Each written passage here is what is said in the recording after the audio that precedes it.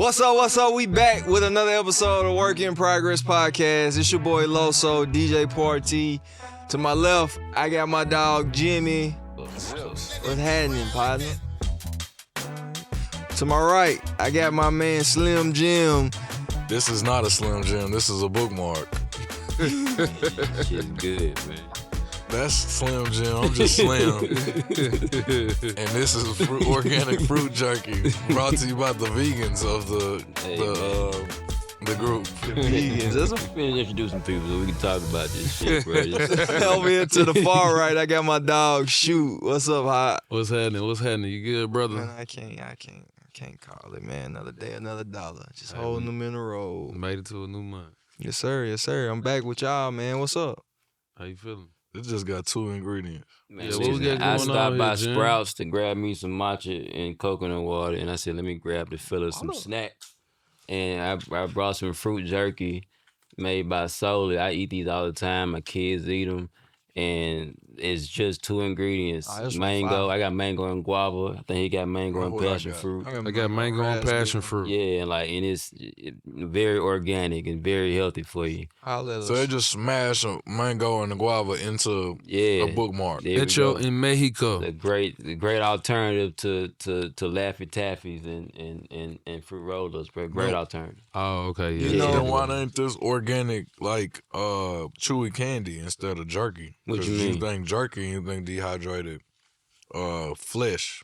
That's what you think. Right, it is what you think, but it's not. It's fruit, man. They say you just ate one whole organic mango with raspberries. Look at that. It's fine. Look at that. It's good, ain't it? I didn't think you was gonna think it was good. Y'all It's ever good. juice before? I like sweet. But And you ever got the pulp from the juice? That's essentially what this. It's the pulp. Personally. Yeah, and you can do that with pole. Like when What you you juice mean? something and all Say the they extras. ate the whole thing, not the pulp.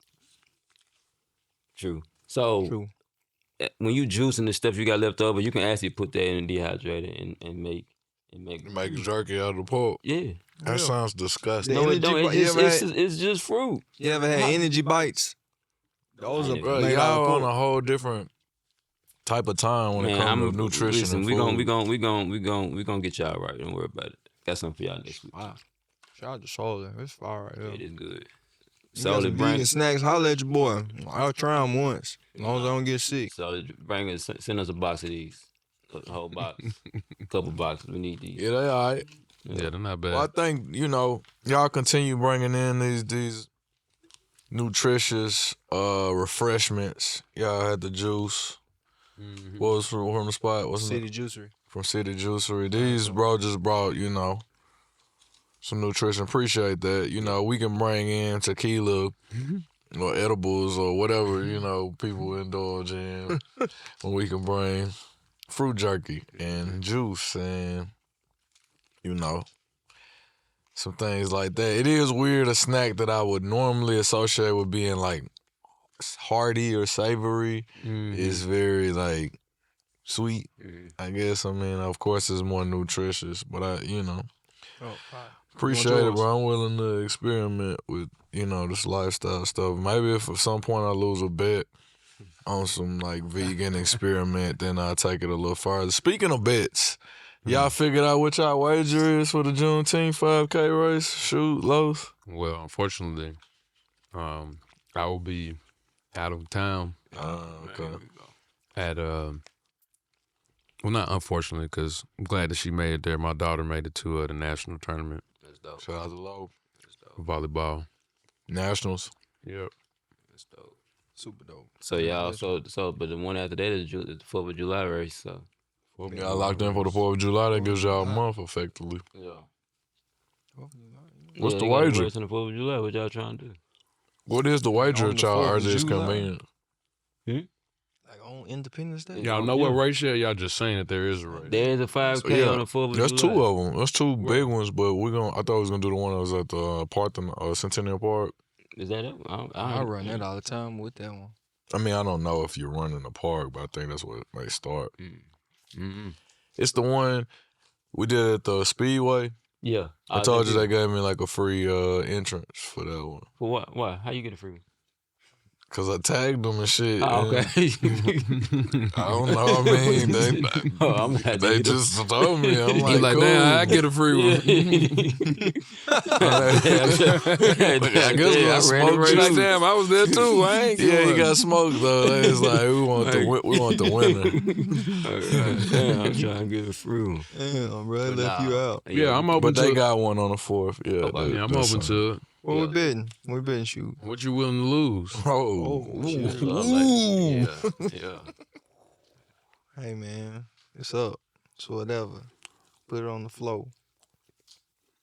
haircut versus growing your hair out. I ain't never integrity. I take it way too far. Damn. I don't know what we got.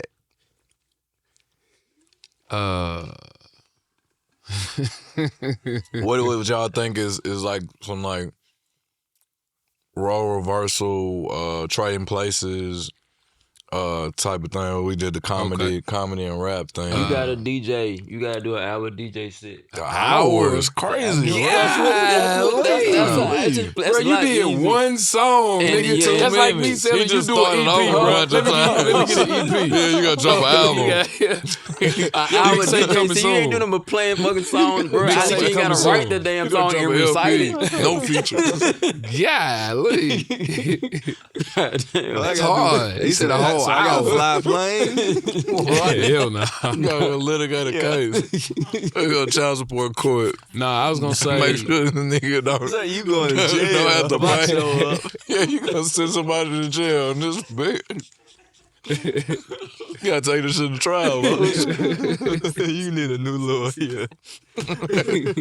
Los is like a crooked public defender. Oh damn. Why I gotta be a public defender? Why can't Hey, be a why DA? Hey man, Make don't him a put me in DA. the public defender's box. Ooh, Shout out to the public defenders, man. Yeah, They right. out there getting a lot of Right. folks out of jams. They ain't getting a lot of people in jams. But shout out to the public defenders. Nah, I'm People just getting joking, bro. themselves in Shoot. jams. Yeah, they make They their getting own. themselves in Yeah, jams. I can't let you do that. Shout out to the public defenders though, Yeah. man. And the crooked pay lawyers. I ain't gonna shout them out, but Shout out to They everybody they out that out play a there. role. They out there. Be careful. Shout out to the ones that play a role in all the court systems. Man, I remember I hired a lawyer one time when I was young. And he was just sweating too hard for me, man. It spooked me so bad. He walked in the court, he was sweating so hard. I'm like, man, I'm going to jail. Like, I was like, this don't look good. It's bad optics. I was just getting a continuous that day. I was like, they gonna find some kind of way to lock me up. Does man. appearance always usually matter though when it comes to a It got public to. defender? I mean, hell yeah. we wasn't defender. public. I mean, any lawyer, most Yeah. people always be they. Yeah, that's first what they thing wrong. That's what. Yeah, like let me. Since we talking about Yeah, that, help I us gotta. out. Come I on. gotta stand up for my folks that's in the PD's office or appointed attorneys. Okay. Like I think that's that's something that the media as well as like just generally people that are talking about public defenders are talking about the legal defense system. They always want to group in one experience One bad for experience, everybody that works there when, there are people that spend countless hours away from their families, trying a case, and they know that they get capped on what they get paid. And like to his point of crooked lawyers, there's lawyers that'll do well at a certain point in their career and then get cases off their name off of a case that they may have beat and may not put the same energy into every case, and people get jammed up. And so like when people talk about not wanting to get a court-appointed attorney or a public defender, I always advocate for those people because I was one. I was a court-appointed attorney at one point in time in my career, and I kicked ass.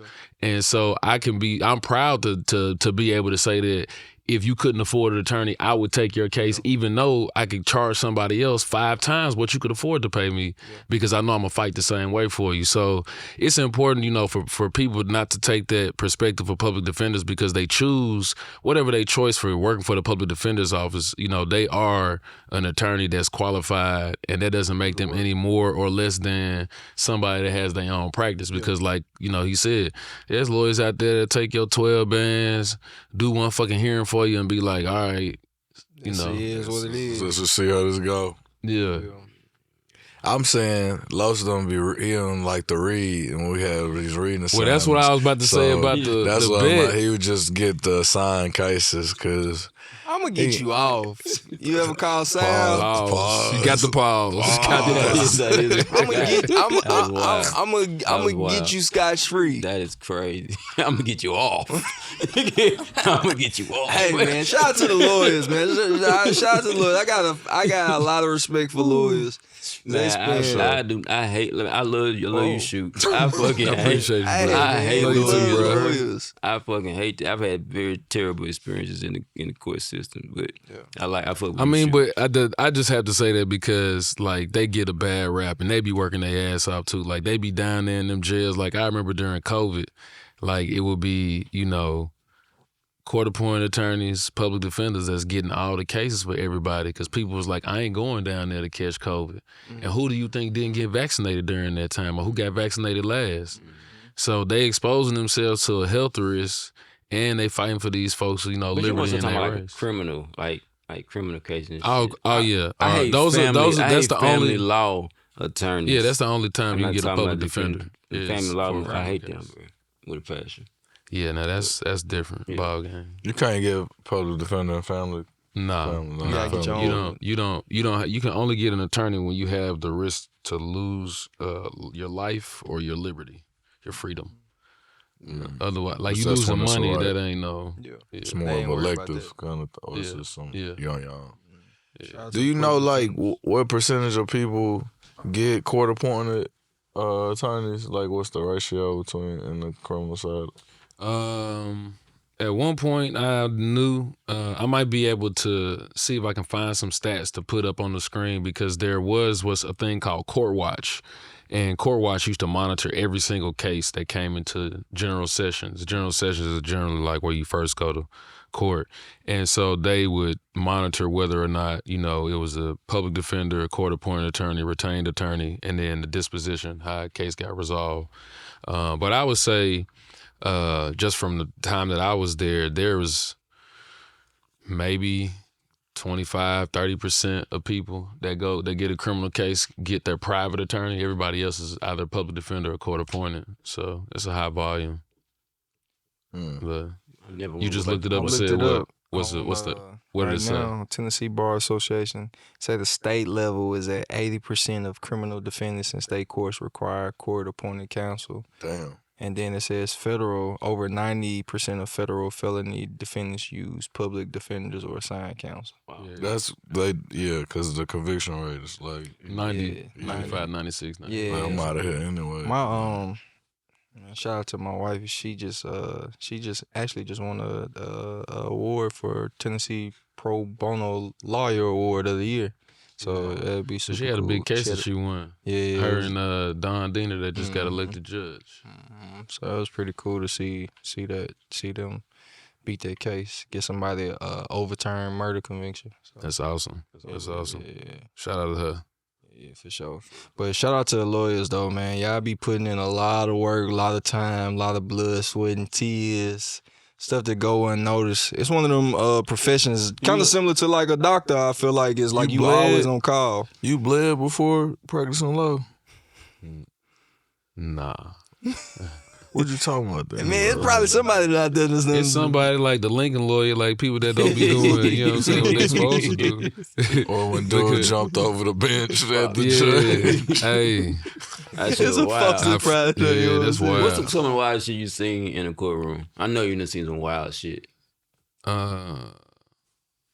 No, I haven't. We ain't saying what you did. That was wild. You ain't gotta put yourself in the in the blender. courtroom? Just sitting You there. seen some. You had to. You gotta be some wild. Y'all make me tell all the wild stories. I really had because I mean, I really don't. I don't be trying to be around all that. Like it just, it's the courtroom aspect is just a different type of environment, man. Like.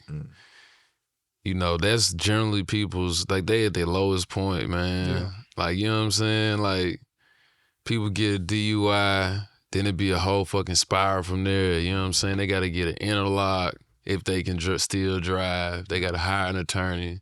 They got to pay pre-trial fees, which is like probation fees before you go deal with your case. Like, so half the time when I be in there, if I'm in there on criminal, like I don't do much criminal anymore. Like I be in and out, bro. Like I ain't trying to be in there. Like, but I mean, you done seen people fight. You know what I mean? Yeah, that's the good stuff. That's what we're trying to see. Like, what? But they shut that down so quick. It's so many police officers in there. Like they ain't. That ain't the space for it. Like that's what I'm saying. Like now, because you got to think like fist fight altercation. like somebody trying to get into it, but they keep things so separate where you know the judge got court officers. There's court officers that are standing at the door for the building. You know what I mean? Like ain't nobody like doing that because then you gonna go to jail again. I got a partner that's a court officer, and he always be kind of throwing the little stories. He be like, man, they got into it today. I had to stop this argument. I had to escort this person outside to this. It's like you would they be make people wait from elevators. Yeah, he's like, you'd be surprised how many people be in there just going at it. And just like, man, I mean, some people fighting for their freedom, or some people just feel like they fighting against somebody that's doing them wrong. I mean, some of the stuff that's kind of like out there is where like somebody will be taking a DV charge, like a domestic violence charge out against their partner, and whole time they playing the system. You know what I'm saying? Like they still talking to the person, even though the person ain't supposed to talk to them, but like they reaching out to them, so they picking up the phone. And then like they may be in court acting all like, oh, they afraid of this person, whatever, but then they in the hallway on social media on their phone, like, you know, talking a big gang, like, I got this nigga locked up, I got this. So it'd be like petty shit like that, like, you know. I mean, I just be trying to tell my clients, like, man, you got to stay away from people like that, man. Like, they don't wish you no harm. Like, once they get the law involved, they let you know where they stand. Yeah. No need to second guess. Yeah. I had 3 restraining orders on me. And Damn. Is you the problem? Damn, bro. At this point, like, what you got going on? no, bro. 3 different people. No, I'm on. You know, I shouldn't have said nothing.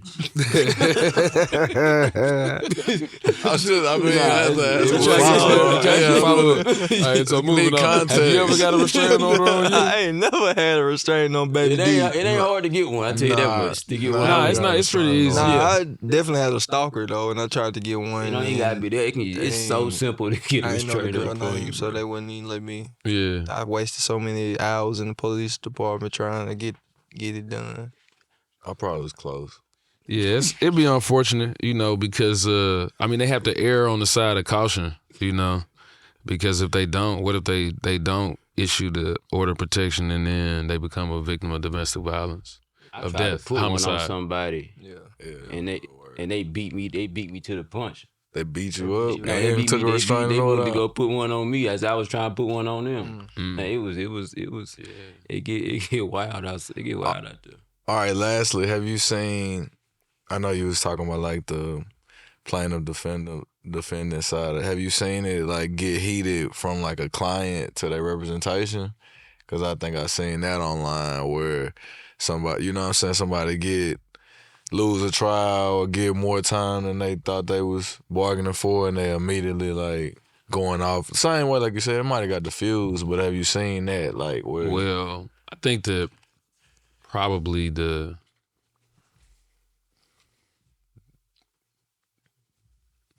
definitely seen it. Like it happens more often than not.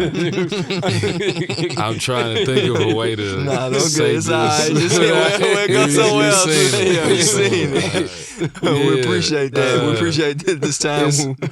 Well, because like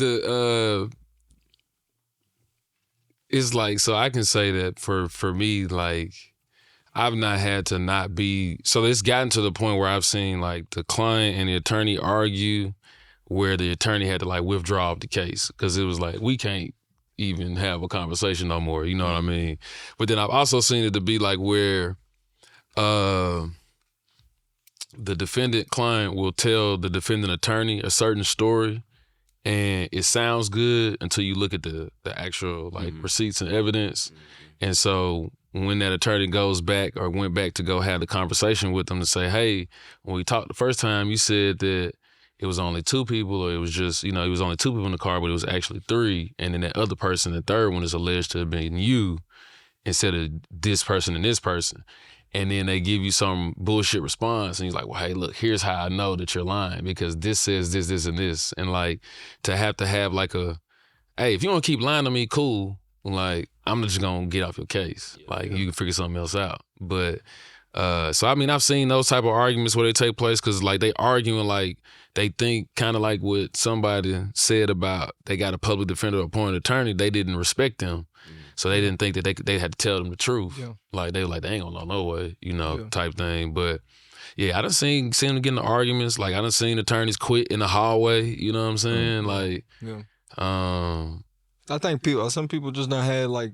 I think there's a lot of people that had really great experiences with attorneys, or they helped them get out of certain stuff, and then I think they had some real shit, real bad shit. Don't feel like it didn't go the right way or the way that they wanted it to, and sometimes it ain't on the attorney. That might be on the decision I feel like the person might have made, or the case. It depends. I mean, it's just like in school. Like you got good teachers and bad teachers. You know what I mean? You got good coaches and bad coaches. You got. I mean, it's the same thing. Like and the lawyer, sometimes y'all have to be a good coach too. Like.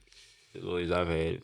Yeah, you got to be more so. You deal more so with the psychology of what's going on with your client than you are dealing with the facts of the case. Because at that point, they just recalling things that have already occurred. And you kind of managing that emotional aspect of it from just going forward in the case, like their emotional expectations, how they expect how fast it should go, how slow it's gonna go. Just all the different stages that it goes through.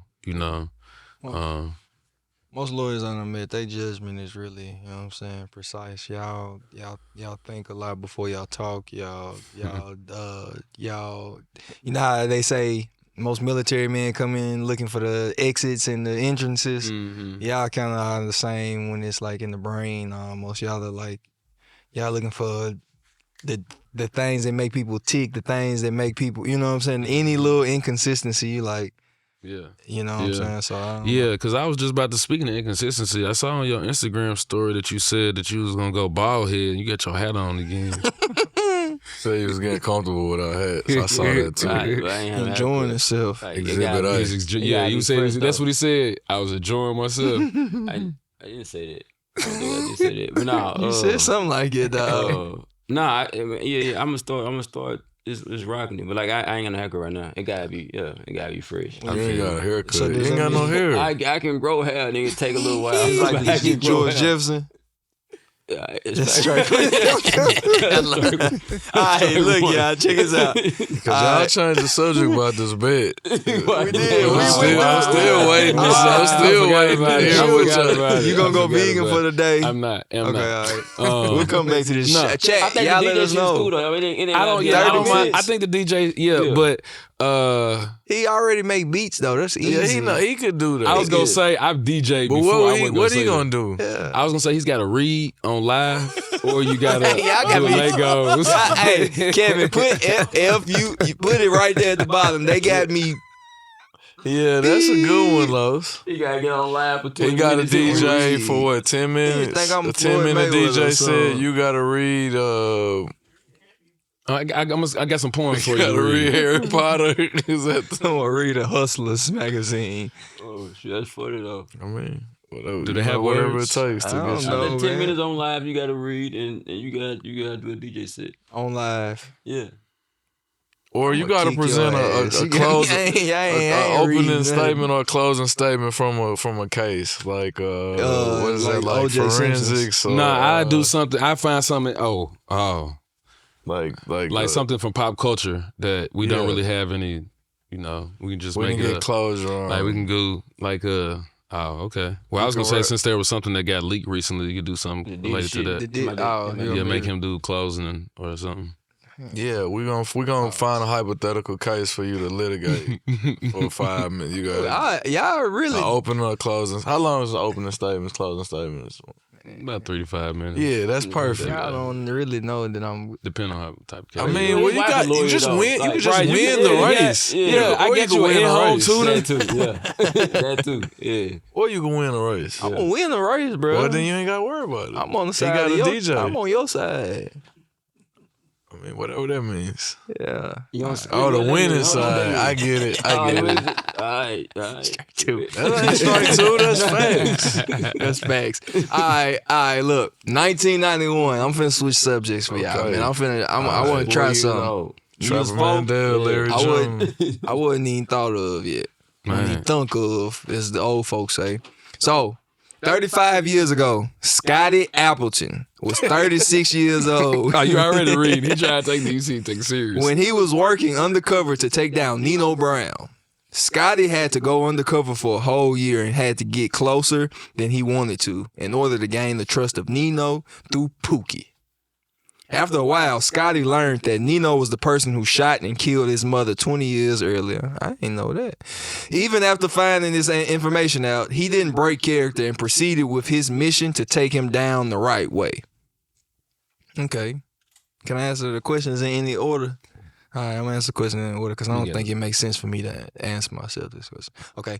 We're going to Talking start. about New Jack City, Yeah, right? we're talking about New Jack City. Okay. All right, Jimmy. If you were smashing Keisha and you found out she robbed a family member back in the day, would you be able to not react in the moment and handle it later, or will emotions take over in the moment? Rockabye, baby. If I found out she smashed a family member back in the day, which family member? Like you said, robbed or smashed? Which No, one? you were smashing her, Yeah. and she backdoored somebody in the family Prior. Oh, no, I'm reacting right then and there. Yeah. You gonna react in the moment? Yeah. How's that reaction gonna be? Oh shit, we probably can't say. Is it bleep? Huh? All right. Yeah. Okay. We can't say. Well, you gonna bleep her. You say you're gonna react, but that's like matters of the heart. Like the scenario I think you proposing is like Ice-T's character, Scotty. Right. And he was undercover and he got this, like, I'm sure it would be crushing info that you know, your mom's killer.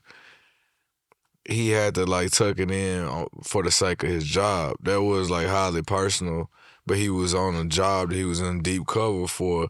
I think that's like drastically different than being like a romantic relationship with somebody. Cause I think I've been in situations like streetwise where you have to conceal your intentions or you have to like tuck your emotions in for the sake of what's like, it may equal clear and like present danger if you don't.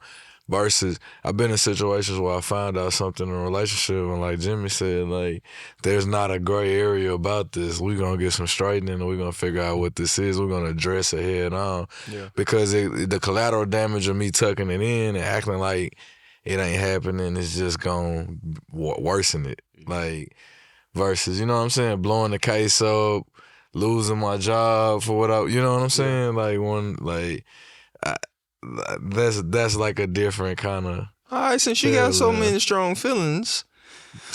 I've also never seen this movie before. You never seen New Jack City? What's wrong with y'all niggas? I ain't watched that type of shit. I went to the movies with my mom to see New Jack City. New Jack City is at 1. That just, I mean, I don't know what to make of that in terms of parenting, but I was at Fountain Square movie theater. Fountain Square, shout out to My Fountain mom used to make me watch all Metro kind of classes, Yeah. just so she could like quiz me on it later on. Man, I remember like a few movies like that, and you know, like sex scenes and stuff. Like, you know what I'm saying? My mom put her hand over my eyes. That didn't work. That just made me more curious of what was going on the other side of that hand. And then these same movies gonna be on the cable box, right? with So you go with little turn. You know, with the turn knob on the cable box, and we had a scrambler or whatever it was. So I'm like, I couldn't wait for the part. Like, they go the part where my face is covered up, and I gotta.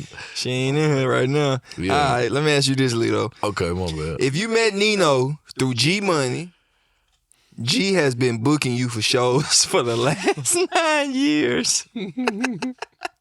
Okay, Gino has been booking you for shows Which one? G, I'm sorry. Okay. Both of them. Right. Both of them. You put that thing together again. G has been booking you for shows for the last 9 years. Okay. And Nino would occasionally be at the show and make himself known to you. Yeah. Turns out, Nino allegedly did something to a family member of yours, and you found out. G Money has been knowing this all along. You find out this information through Pookie. someone you've been knowing since Megs, but it's not confirmed. I mean, I don't see. I have seen the movie a bunch of times. Pookie credibility a little shaky because Pookie was all over the place. Was that the Man. Chris Rock character? Yeah, that shit was calling him. Yeah. So It's calling me. okay, I mean, yeah, depending on we gonna book.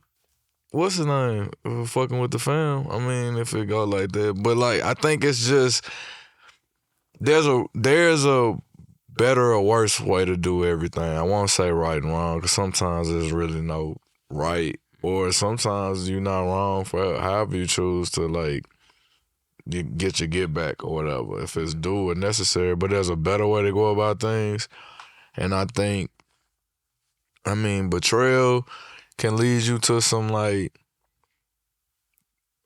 impulsive, reactive kind of things, but you know, in truth, in them situations, like you gotta be tactical. You gotta, I've been in not these situations where a Pookie type of person was who gave me the details. Pookie but always got the info. I have had long-standing business relationships with people, and like in them situations, I had promoters that booked me for ages, and they end up in stuff in the street. You know, however they might have generated their revenue to be able to throw shows, for me to be that guy every time it was a birthday or it was something going on, like. And then I've been faced with that, like, all right, this happened in the streets, and whatever attachment I had to them, I still got to go back to these markets and deal with it. It wasn't that personal, like somebody did something to me in them situations that was overlap of business, but I think we talked about it before, like that ability to separate like your feelings from what's going on, like at large. But you said the key thing of family, like somebody. That's what that scene of that movie is. So like, it's like you find out this nigga kind of in his own way bragging about killing your mama. Like, I mean, that movie is extreme. It's obviously like it's power before power in certain senses, but. That's a crazy little movie. I can't believe. So you seen it? Yeah, I've seen it. You seen New Jack City? You haven't seen It's a lot of like. Bro, this is like the third or fourth time that we got. Yeah, we got. Especially for you. It's a lot of. Why you say that? That's an interesting dichotomy for you to be so pro-black. I feel like it would in the inspire black your culture. creativity. And Like, then- I think that's That's what I'm saying. That's what I mean by that. That's the dichotomy of it, is that because you are black, you don't see it as, and I don't mean it in a pejorative or negative sense. I'm just saying that there's a distinction, like when people have assumptions about black culture, when they make those joking threads on Twitters or threads saying, use your, is this a safe space? I don't want to lose my black card. I've not, and then people list all this shit that collectively in the diaspora, everybody kind of understands, but then there are people that haven't had the experience or watched the movie. So that's why I said it's a dichotomy with you, because you are so black, pro-black, black love, but then like certain culture, black things, you just like, that wasn't a part of your upbringing. Yeah. So you gotta. This I guess somewhat related. Maybe pass the question around. What's your top 5 black 90s films? Because I think that was the whatever, the peak of black cinema. To me, I would say the 90s. Because that movie was from the 90s. Do you have? Can you give us a top 5 black cinema from the 90s? Was Bad Boys in the 90s? The first Bad Boys? For sure. Yeah. Bad Boys. I ain't watched a lot of shit, bro. I ain't watched a lot of those, like, quote-unquote black movies. You never seen? Give me some other movies from the 90s. Tripping. I mean, Who? Tripping. Never seen it. Friday, of course. Okay, Like, Bad Boys Friday. I was about to start naming some. was Harlem Nights in the but I 90s? don't Harlem Nights was before the 90s, right? Late 80s. Yeah. I watched that a million That was times. 89. That's close though. Yeah, I That's close watched enough. that a million times. I fuck with Harlem Nights. Life was in the Well, 90s? in life for sure. Life I was might gonna have say been you want to some give him 2000s, your 2000s. 5, and you gave us 3 so far. We'll get you Harlem Nights. I mean, Yeah, in life 1000%. It's a basketball movie I'm thinking about. Air Bud. Say Love and Basketball. Nah, not Yeah, no oh fucking man, Air Bud. ooh, Love and The basketball. Wood. Nah, That was- that wasn't the 90s, y'all, was it? you ain't gonna say my movie. All This right. what, and this is what for me. Let's- I'm finna say one of my Inglewood, movies is a Ing- movie that I feel like is like a You name a 4. love story. What about the 6 Man? Nope, 6 that's Man mine. was the Be 90s. quiet. You know what I'm talking about with your boy, cried with watching Lorenz the Tate. movie. Yep, that's mine. That's That's that mine. one. That's That's mine. That's mine, that cuz. I grew up He on said all. 6 Man was his man. 5th one. All right, you so- said Harlem Nights, Life. Life, Uh, Bad Boys, Friday, I gave and him 6 some, Man. yeah. You got 5? Nah, cause he trying to say one of mine. Go ahead Alright, and say we your go this 5, way. bro. All right, so I say Love Jones. That's the one that Los could remember. yeah, seen it. Love Oh man. Malcolm X. Oh, of course. I didn't. Yeah. Um, Well, we'll get Harlem Nights out of this. Since No, it no, wasn't- no. It wasn't 90s. It wasn't technically the 90s. Okay. Yeah. So we'll give you Malcolm X, too. definitely Friday. Sure. When was CB4 came out? Was that in the 80s It or was 90s? That's the All right, 90s. That was for CB4. sure, man. It was right out the New Jack City. Yeah, CB4. That's 4, right? Love Jones. Yeah, Love Jones Friday, Malcolm X, CB4 is what you said so far. Is Space Jam a black film? Sure. If you want to count it, bro. Pepe Le Pew was half I was black. gonna say Amistad. Y'all niggas crazy. All Hey, right, what you got, see Los? Amistad? Time out. Why y'all cheating? laughing? Nah, he cheating. Yeah, he been looking up on his phone. Nah, he cheating. Nah, yeah. I did. I was finna But go he was through a list born of in the them. 90s, But I was so born in the yeah. 90s, so I can go Have you through seen all the cheat kinds of sheet? stuff. I Have ain't go. y'all seen Amistad? I've Why seen, y'all I've laughing? seen once. I seen it once when it. Yeah. Give us free. Them niggas was fucking with me in school and maze, man, doing I this was shit gonna, to me, yeah, man. we was. Yeah, but that movie for real, it's a real movie. That's it's one of the fucked movies that up, inspired me to be a lawyer, though. No Okay. bullshit. Damn. Because How? it has law scenes in there where James Madison was arguing on behalf of the slaves that they should have been free because at that point in time the law had been passed that there shouldn't have been no slavery and they were in international waters. See, you never know where you get inspired, kids. Yeah. And Amistad is Spanish for a friend, and that's another reason why I like Spanish because they would. But anyways, go ahead. What's I your never line? knew See that what I'm was saying? Spanish, All those things right there inspired this young man when he was a kid. It's a teaching moment. All right, 90s. Boomerang, Booty Call, Waiting Exhale, Set It Off, Set it off. Yeah, definitely set it Minister off. Society. Okay, that's 5, bro. Yeah, I should have did But I Boomerang. like 'cause 90s is like my Boomerang like, I got my grew like up on all Marcus that. Set it style. off. I grew up on all that's that. Like, Earthy Kid. People always want to put Siamese twins on the fucking Mount Rushmore and Set it shit. off with Yeah. that one. All right. I need to replace one of mine. Then I got a lot. I mean, Which one you replacing? We need to have a 90s movie night. Just I'm gonna replace CB4 Okay. with what was the one you just said? tripping. I set it off for No, love. not Set It Off. Booty Call, Boomerang. Waiting Boomerang, because Boomerang. Eartha Kitt say my name in that movie. Marcus Doll. Yeah. Who you got? Who you got, stuff? I got Friday. Yeah. I got Minister Society. Mm. I got Boys in the Hood. Yeah. I got House Party. House party hard. And I got Tales from the nah. That shit was scary. Damn, She was scared. Life was in the 90s for sure. Life was hard. Classic. Life, yeah, it's classic. Yeah, I go with Life. Yeah. That'll be my I've 5. seen that probably 100 times. But I gotta put House Party in it. That was one of them movies that influenced me want to rap. Baby Kids, I forgot about that. Baby Kids. Baby Kids is definitely Baby Kids. definitely in there. Yeah. Baby Kids might move something out of my Yeah, 5. yeah. I'm gonna have to move. Yeah, that's a hard one That right was there. that one. I watched Baby Kids not that long ago. Yeah. And laughed What my about- ass off. What about was Shame in the 90s? Low Down Yeah. Dirty. Low Low Down Dirty Shame. Shame. Yeah. The Yeah. Wayans, for yeah. sure. That was a good movie too. Jada Yeah. Pinkett. Yeah, you're right. 90s. Why is the 90s like the It was- golden era of black It's feminism? liberation, bro. We was we black and proud. Right. That was part of it. We celebrated ourselves and our culture, and it became a pocket for like commerce. You know what I'm saying? Like when our culture was being realized in real time of how cool it was and how lucrative it could be. Because we talking about New Line cinemas and major, you know, major studios giving budgets to up and coming, you know, directors Spike and Lee, Baby Boy. Van When was that? What year was Peebles. that? Yeah, promising like artists, you know what I'm saying? Like even like Will Smith, like you know, in Bad Tupac, Boys, Poetic Wayans Justice. family.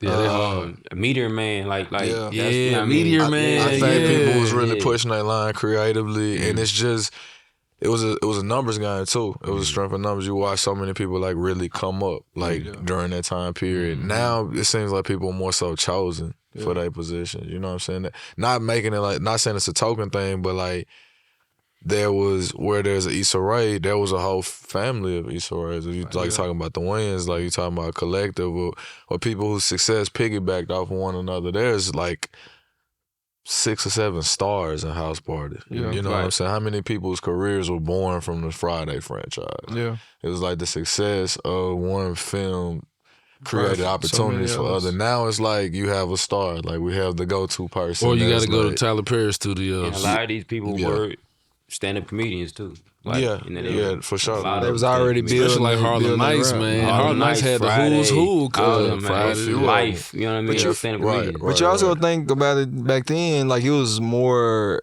like collectively it was more power.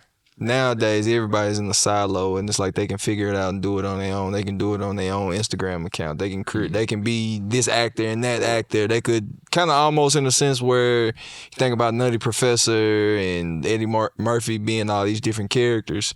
It's like we don't necessarily want to go and connect or build with these other influencers or these creators and content creators outside of, like, you kind of see it in Atlanta a lot with like your funny what's Moneybag, Funny Marco, Moneybag, Carlos and all them, but you don't really see it on the big screen. Like we ain't seen a Drewski movie. We ain't. I mean, yeah, right, exactly. Too. Well, the Soul Plane Friday was out? a multi-million-dollar, but they always talk about the success or the flip of Friday generated all this revenue off of meager budget, but it still was a multi-million-dollar budget. You know what I'm saying? There's not a lot of them multi-million-dollar deals floating around, and if so, it's like the same people. Like I said, so they going to they go-to guys, or you know, they outsourcing. Even the success stories is just kind of like it's offspring of something that's insulated that they build. Versus, I feel like the Ice Cubes, the Spike Lees, the Eddie Murphys, the people that kind of franchise they brand and stuff. They went and found the talent, you know, and brought it into their realm. I seen a lot. I was gonna say I just seen a lot of people, like we talked about the Spike Lees, we talked about some of the, like the Mario Van people, some of those people like in the earlier days were like, say for instance, a musician like yourself, you had the funds and the money to invest in, allegedly had the money and funds to invest in these careers of these producers and directors, because the MGMs, these big name studios, they wasn't investing in our crafts and in the budgets of stuff.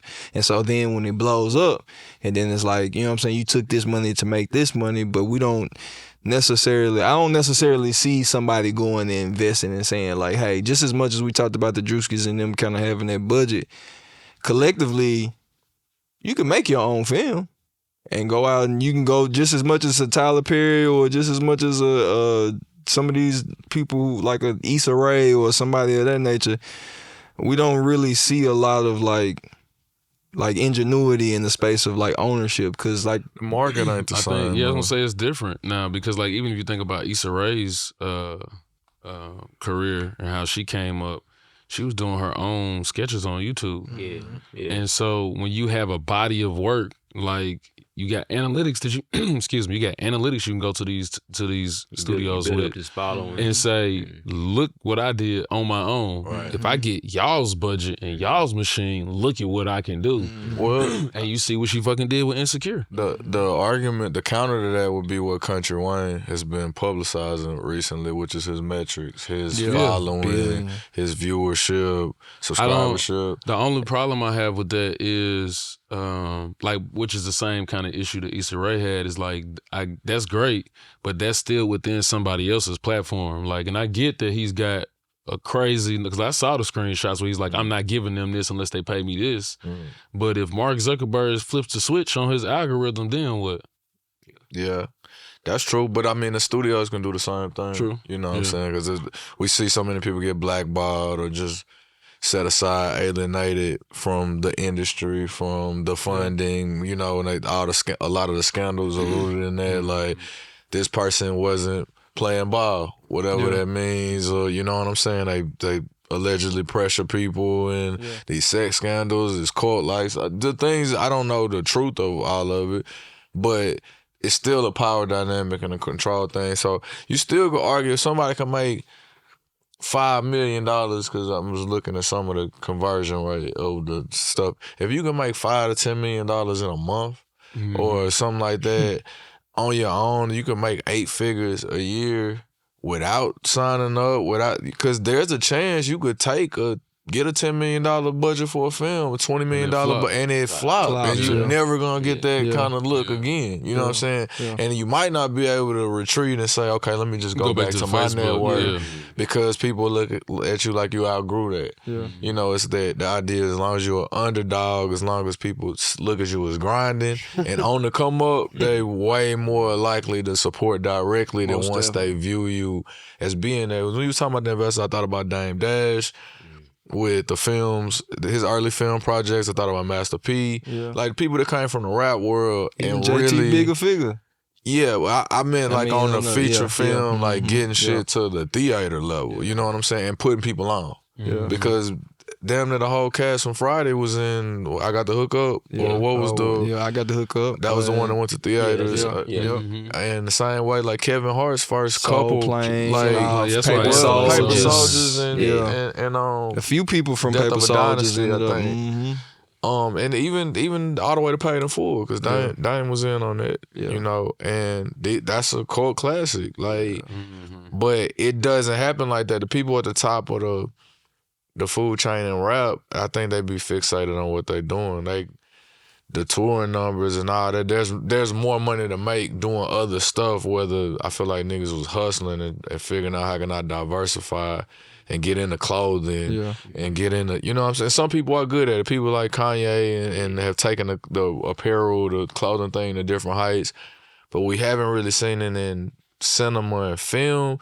I think because the market, like we barely got movie theaters. You know what I'm saying? So unless you got the budget, you can make a film and get the funding for that, but then you might not be a priority. It might be a damn X-Men movie to come out at that time, where you might be going up against the new Minions thing or something that you just can't outspend. Dropping on whatever streaming service. Like Euphoria season just wrapped. There's that so too. So you caught up in the mix. So that... The internet killed this. The internet, I mean, it made me think about I Love Boosters in the movie that they had been kind of promoting. I haven't seen it yet, but I've seen the promotion go for it for so long, up until it's coming out, and then to the point where like Young Miami, the Spin That Shit song, where all my boosters at, it kind of goes in point in case with the movie. So it's like them trying to push for that extra push of like, oh, these two go hand in hand. We both black. Let's kind of work simultaneously. But it makes me think, like this question is for all y'all, do you think you need the system? Do you think like you need that machine behind you when it comes to you putting out something? Because there's some people that's just like, man, I can do it on my own, and then sometimes it's like, man, that system still kind of gives you that push that you may need. I mean, I think we all kind of live behind some type of system to where we have brands that have, you know, thousands of followers to the point where we can kind of push the button and say, hey, we're gonna do this, and kind of make people move towards it. And then kind of same for you as you been in the artist world, or, you know what I'm saying, or even same for you, you might be behind a firm, or like, you know what I'm saying? So is it like, do you feel like it's needed? Do it yourself versus the, you know, infrastructure or whatever industry. I think it depends on what you pushing. Format matters, because to that example, like Country Wayne versus a feature film, they're worlds apart in terms of what they servicing. Like, I don't know his content to be an hour and a half long, like a film, you know? So I think he's he doesn't need anybody to retain somebody's attention for 5 minutes for a skit, derivative, short form content. I think the industry will probably mess up what he does naturally or what he's built up. I think Tyler Perry's evidence that you can switch your format and survive. He went from a traveling play like equivalent to Broadway type shit and turned it into made for TV film, theater film, series, and otherwise. Yeah.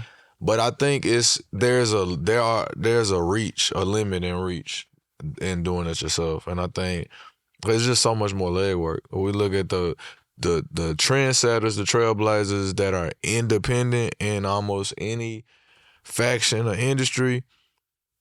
I mean, the commonality is that they work really, really, really hard and diligently. I have done a fair amount of research on like No Limit, because it's just, I can't fathom putting out a damn album every week. It's like I run a label, bro. Like the shit ain't that fucking simple. Like I mean, and even backtracking when there was less technology, meaning there was more like labor. You know what I mean? Like burn to the fucking CD. Do you remember going to Burn CD? Pressing CDs, burners, like manufacturing CDs, shipping them out. Like it wasn't just upload. Like even if you just uploading to DSPs, that shit is still a process. It's a lot of people to pay. It's a lot of hoops and hurdles. So to think this nigga got 20 artists on the label and drop 40 projects in a year, I'm like, how? Yeah. And it's like you had a compound, like he was doing the work. You know what I'm saying? And I think, when you look at a country wine, it's like he has a full-on staff. He's hiring, everybody around him is like on salary. Like, so he's showing the numbers and it's like, don't get it twisted, I'm spending this money too. Like it takes money to make money at a certain scale, and that's the same thing we're saying. That Michael Jackson movie, I think it's a good film. I think it's well put together. They obviously spent money, but they also spent a whole lot of money to make sure we knew it was coming out. Right. You know what I'm saying? And that's where, unless you got the real bag, like liquid and expendable, that's where you kind of, it's difficult to fight the system. The machine, say, right, the machine infrastructure. So I think you can. It's just, I think there are limits. And I mean, No Limit being an example that's funny. But. Yeah. I think creativity plays a huge role and part in it too, because it's you ever wonder, like you on Twitter, Instagram, or Threads, and you see something from a whole nother side of the universe, and it just pop up. Then all of a sudden it just can't kind of keep popping up, just stays in your algorithm. It just kind of, expands and blows up from, you be like, man, I was the first person to see that. Then you get a text message from somebody and be like, man, did you see this? Did you know what I'm saying? So it's like BBWs. No, this should be popping up. Never mind. You got BBW in your algorithm? I mean, you just search something once and then it just keep popping up. That's kind of how Twitter works. No, that's not how Twitter. That ain't how Twitter works. Just type it in. And see, it's gonna be a lot of strange. It's late right now. You're gonna be a lot of strange stuff on my timeline on Twitter. I'm typing that up. Yeah. Hey man, back to the conversation. Let me go back to Harlem Night. I mean to New Jack City, man. I ain't get to finish. Oh shit. I thought we moved on. Nah, we can move on, man. I do got a question for Jimmy. Because I didn't get to answer the question about what your infrastructure system. Yeah, because I think that it depends on what's your goal, your end goal. Yeah. Because if your goal is to get it out there, you definitely could do it on your own. You don't need nobody to do that. But then it becomes at what standard? And I think that, especially for me, that becomes an issue because, there's a Instagram and Threads page that talks about work by visuals or improvement by visuals. And it shows a picture of a perfect ladder with the first and second rung done, and then a completed ladder where the rungs are kind of crooked, but you can still use it to get up. And that's the thing where I look at, having the infrastructure is why it makes it necessary. When you look at a news thing or a news channel, a Good Morning America, those shows running on segments because they got millions of dollars to make sure the director says cut and run them fucking ads. Yeah. I don't care what you're saying, rap it. Hey, you got 5 seconds. We counting you out. You know what I mean? Having that to understand and all that kind of machinery is what can help generate that You know, that other side of it. So I think it depends on like what the goal is, because you can still do some things on your own and feel proud of the work and what you put into it and having it out for other people to appreciate it. But then, you know, what's your next? What's the next goal? Yeah. Them systems and processes. I think that changes, I mean, the game for a lot of like entrepreneurs and businesses in general, or whatever you're trying to produce. If you don't have that, you kind of like, you just running in sense of a circle. It's like you said, you're going to constantly kind of get bigger, but then you're not going to grow as much as you want to. So I think that's something to think about in any aspect of life or businesses, like them systems and processes. Because like you said, if you got the ladder that's messed up and you miss one of them, then you back to ground zero. So I think that's huge though, especially coming from all of us. We all in different industries. We kind of like trying to figure out exactly like what makes the most sense in our industry, especially like when it comes to the infrastructure, because we all kind of deal with certain stuff that are similar, but at the same point of time, like they different. Like music's different compared to law, but you need a lawyer in music, and you need, you know what I'm saying? We all need each other, but at the same point of time, we all dealing with different things. It's different. What y'all think, chat? Let us know in the chat, man. And give us y'all top 5 90s films too. I want to see where y'all at with it. Out of curiosity. We gotta check Jimmy, make sure We he's might seen need to New do Jack. a WMP 90s movie night at a park somewhere. That'd be That'd dope. be fun. That'd be super dope. Like they do it by Centennial Mall. Or maybe we should just suggest Everybody the movie. have Friday in their top 5. I think so. No, I don't think he said it for me. I said, Yeah, alright. he said Friday. Friday was good. I really like the. The bleepers in Friday was cool too. Which ones that had the little dog? Was that in 2000s? Next Friday. That was Was that in 2000? Friday after next. I said that next was Friday. Next Friday. Yeah. Next Friday. Yeah, next Friday. Chico. Yeah. Chico, I like that one better than the first Friday. Yeah, I mean, I next like the Friday's first 99. one. That but I one like was the it. second Yeah. one. Better call Tyrone. 99. Okay, yeah. So I'm gonna switch Friday to the second Friday, next Friday. You can do it. Put your back into it. I'm gonna answer that question can you do it, just put asked your back into about the system and shit. When you was asking, I was thinking about what popped in my head was like Ali Sadiq. I know he was and I might be getting the story wrong. I know they wouldn't give him a Netflix special or whatever. And he was like, well, fuck, I'm gonna do it on my own. And he took it to YouTube. And you know, that was a few years ago, and you see where he's at now. Who that? Ali Sadiq, the comedian. And it's like, Root to the breast. you know, he Netflix is the that's what everybody want right now as a comedian. You want the Netflix, but you think you need that. He's like, man, I'm just gonna do it on my own. He made more money and got more views and more control doing it on his own. And now he's selling out auditoriums all over the country. Have you done a Netflix special since then? No, he's making more money on YouTube and getting more Okay. exposure on YouTube and still selling out Yeah, man. rhyming auditoriums all over the He was on country. TV too, though. Huh? He was also on that TV show. Beef with Cat Williams. Who was on TV show? Ali Sadiq. On what? He was on that TV show where he was trying out to be a comedian, When? like a year or two ago. No, we talking about somebody else. Come on, Man, Ali Sadiq was on a TV show. He was trying to be a comedian. Man, we're gonna Google this because I promise you it was. You can try to Google, but I'm pretty positive he ain't having Only none thing of that matters is he's the bruh, and Omega Men are great at doing He's an things. amazing ingenuity. stand-up We know comedian that. too, and he's Omega. What you very expect? highly successful. No, I definitely agree he's highly successful. But he was on Bring the Funny in 2019. He was a top 5 finalist. That's how I That's like found. 2 years ago. You said last year. Yeah. Last year. But that's 2019. 7 years Yeah, ago, that's bro. a long time ago, bro. But imagine kid from is- then is- to now, you My still. kid was born in 2018. That's still a a transition from. If I was on a TV show from 7 years ago, I'm Yeah, I finna mean, he still be obviously put popular. in some put work. some He in, put what some I'm work in. saying, It yeah. wasn't just the. I'm not saying it YouTube happened special. overnight. I totally He agree. been in it for years, but I'm Yeah. saying like it was time. It's people that's been getting Netflix specials that Yeah. you know what I mean. He's 10 times better They than. may have the mean- right connections. I think That even when Cat Williams like re-emerged and blew. I mean, he been Cat Williams, but the Shannon Sharp interview was like a turning point in terms of like presence and him captivating the internet and otherwise. He spoke on and really goes hard on his independence Yeah. and putting for himself sure. on tour and otherwise. He also gets Netflix specials every year. Yeah, he had kind of set that out for a while, but he was also producing his own specials. Right.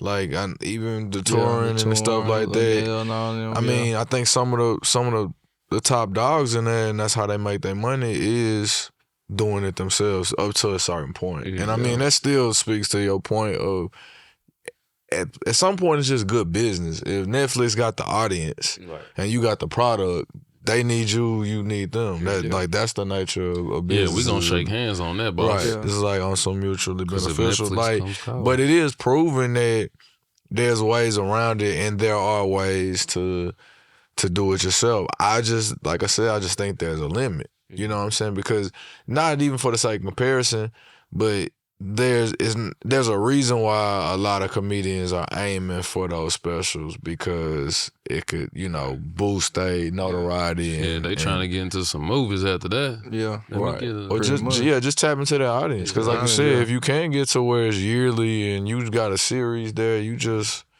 print money down there. Yeah. Because I mean, also, is it like, does that mean you cheating if you already got the following and you get onto another infrastructure or system? That just means you still just gotta be good. Yeah. Talent gotta be there. The talent gotta be there for sure. But I mean, I just think the days are gone for like the labels or the production companies to invest in the unknown before they, like that. Too much data. Yeah. Yeah. That's over with. What they used to It's call over with them. from you gonna know, somebody's gonna know or have known before they get to that level. Saying somebody gonna get in and like, hey, do industry this, plants. try this, let me show you. Like, go through me. Like that's just it. Somebody, if we hear a hot song tomorrow and it ain't attached to nothing, by the time we deem it hot, it's somebody else. Like,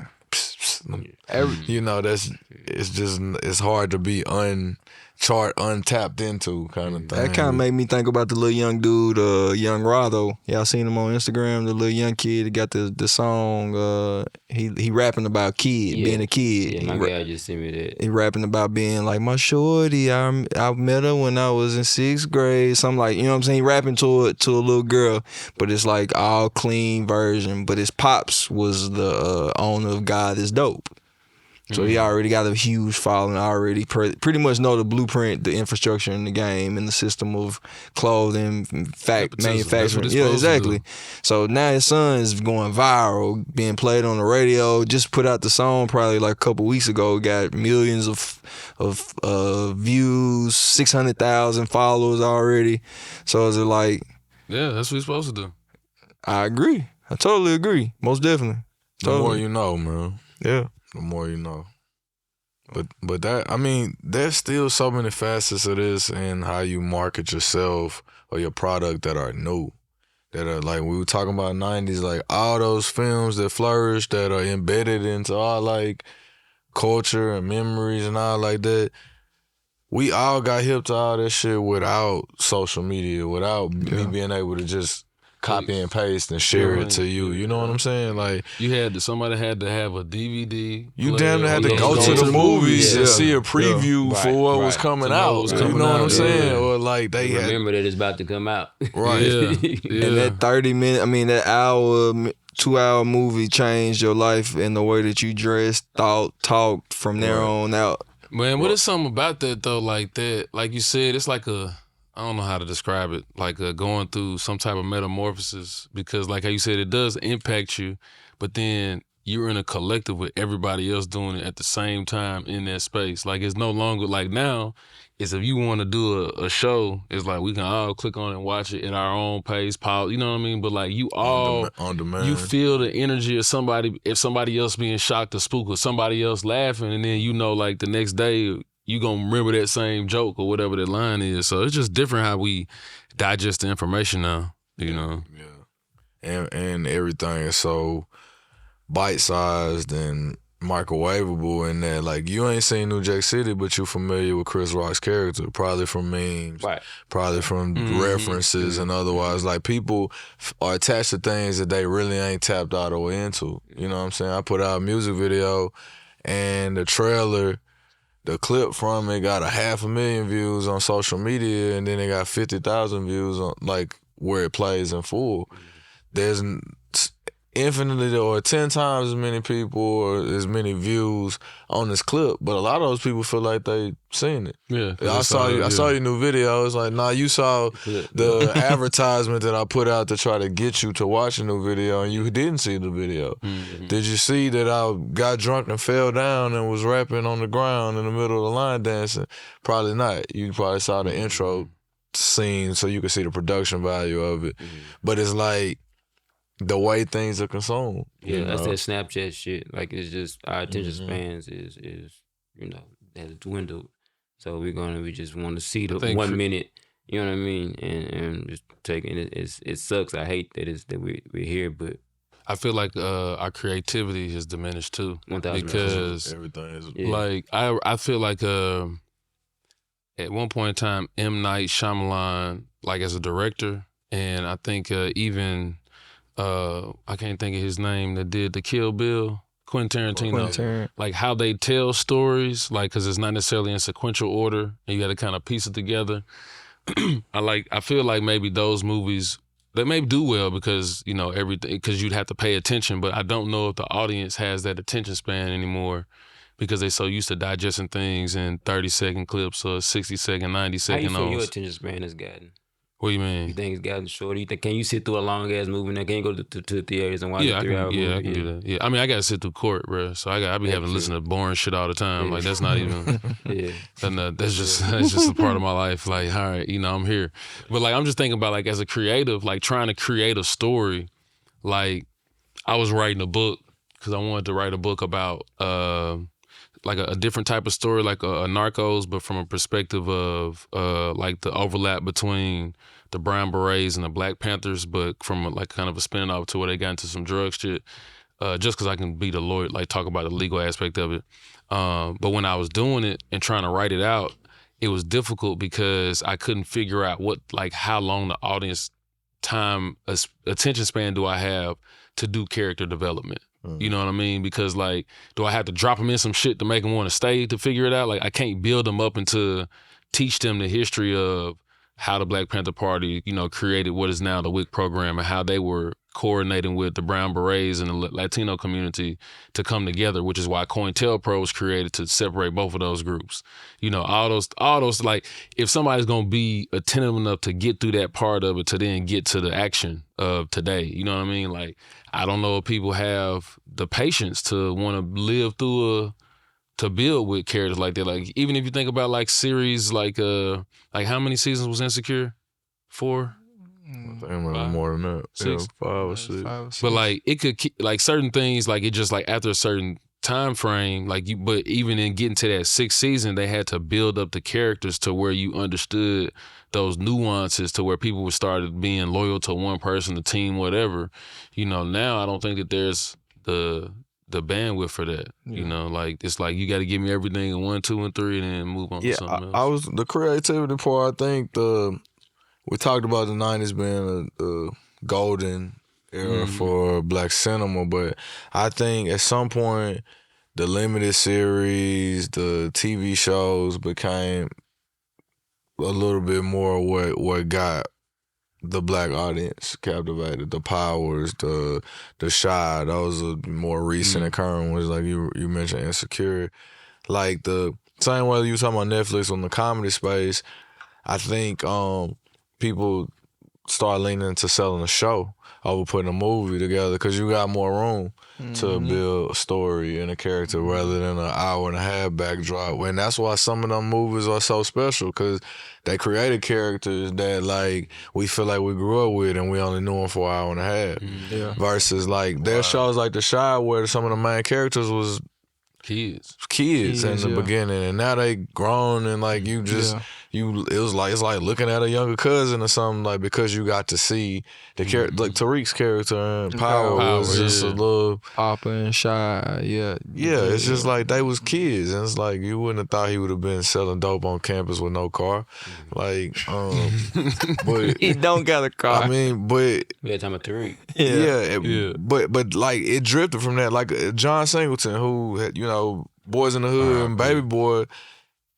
To me, Snowfall is Man. way more like elaborate. It's an expansion of the same universe, though, in a sense of it's placed in that same environment that those other movies are. You know what I'm saying? Cold like when you think about it. Like, but he, of course, he passed in the middle of the show, like flourishing. But it's best I understand that was kind of somewhat his brain trust or something. But there's just more room to be creative, I think, and more depth there in those spaces. Like, do you feel like you would have to, in order for something to do another series like a Snowfall, it would have to be on the backs of, or like built on the skeleton of one of those 90s movies, like any one of the 20 that we named, for it to be like, if you want to do another universe of a series, like how they pulled Snowfall out. yeah. Do you think it has to be on one of those for them to say that, here's, I'm going to back that budget? It's just cultural. Like, I think there gotta be another backdrop that's familiar, recognizable. Like, we talked about it before. Like, I think both of us partial to Atlanta. The show. You obviously have lived in Atlanta. We got some roots in Atlanta. But Atlanta's also been kind of the it city the last 25 years. You know what I'm saying? Like, the same way the West Coast, hell, I think 3 of them movies I named was set in LA. You know what I'm saying? So between the imagery that we got there makes a Snowfall make sense to us that watch Colors, that watch the Boys in the Hood, that like are familiar with the culture of this place. When they represent Bloods and Crips on screen, that's something that's not foreign to us. Like, I think if you could show the gold teeth, the don't culture or something from South Florida or from New Orleans, like, that's something that we saw in music, that we have some frame of reference that, because nostalgia is another thing. Like, the 90s was, like I said, black culture coming to its own, and the way it was representing itself, and it's the first time it looked like this, sounded like this, the way people talked. It was like its own kind of like thing. Even the Harlem Nights was a late 80s film that was set further back in time. You know what I'm saying? A movie like Life started in a different era. Like, I don't think that a lot of our cinema is done well capturing like present moment. This is what's supposed to be the here and now. And maybe that's what made Friday so special. I agree. Is it felt like what was going on that street at that time on any given fucking Friday. And it also was like any hood USA kind of thing. They can run off with the weed and all the shit that come with all the mayhem that ensues. What's crazy is like when you talked about like how you felt connected with a character in an hour and 30 minutes, is even thinking about like the time frame of Friday wasn't a long, like it wasn't like that's what I'm saying. And even the next movie wasn't a long time period. Like just thinking about that idea and that concept. Another random day a few years later. Yeah, and then but you feel like you in their life for that time period. You know what I mean? So what y'all think about them continuing the Friday series since we all had it? They signed off on a final. I'm gonna watch it. Like I wish they would do it. I hope they do it. It's bittersweet, man. I mean, they've all been enjoyable. I don't know. Because I feel like I want it because I want new content, new jokes from them. But the other part of me is that I don't want it because the characters that I've seen. Did you want next Friday? No. Well, I'm saying that at this point, it's been so long, like everybody is aged. Or and like dead. I'm dead. And I'm going to see that. Part too, And that's going to make me feel like not as like, damn, I'm the same age these motherfuckers too. Like, you know what I mean? That's the that's real. So like that's gonna make me not because like the other part of it is when those movies came out, it was during my youth. You know what I'm saying? When I'm still determining who I'm gonna be, I can be like this nigga funny. Oh, this nigga, you know what I mean? Like, and so not that I don't want it, because I do want it. Like I want another story. Right. And that's the thing that I feel like Cube probably does a great job of maybe casting people that, you know, to replace them or to like fill in that back hole. Like I think that may be a difficulty of even writing a story because like you said, some people are dead now. Some people are never gonna participate in it. So how do you write it? Pops, That's a lot of people that's dead. Debo, Bernie Mac, AJ Johnson, he said, Tiny Lister. I think the light skinned Mr. Dude Get Off My Grass, I don't want to say. I ain't gonna let you kill Ronaldo right like that. No, not Ronaldo Ray. Nah, that ain't Ronaldo. Stanley. Stanley. Ooh, Stanley. I don't know. Stanley out of here too. I don't know. He might still be. I don't know. I know. I think it'd be a good movie. I think we'll all go out and support it too. Yeah, I mean, but man, I'm not gonna lie. Okay, they did. I think the Los Angeles Rams or somebody did that bullshit commercial. Yeah, it's terrible. Sorry. I was upset. Yeah.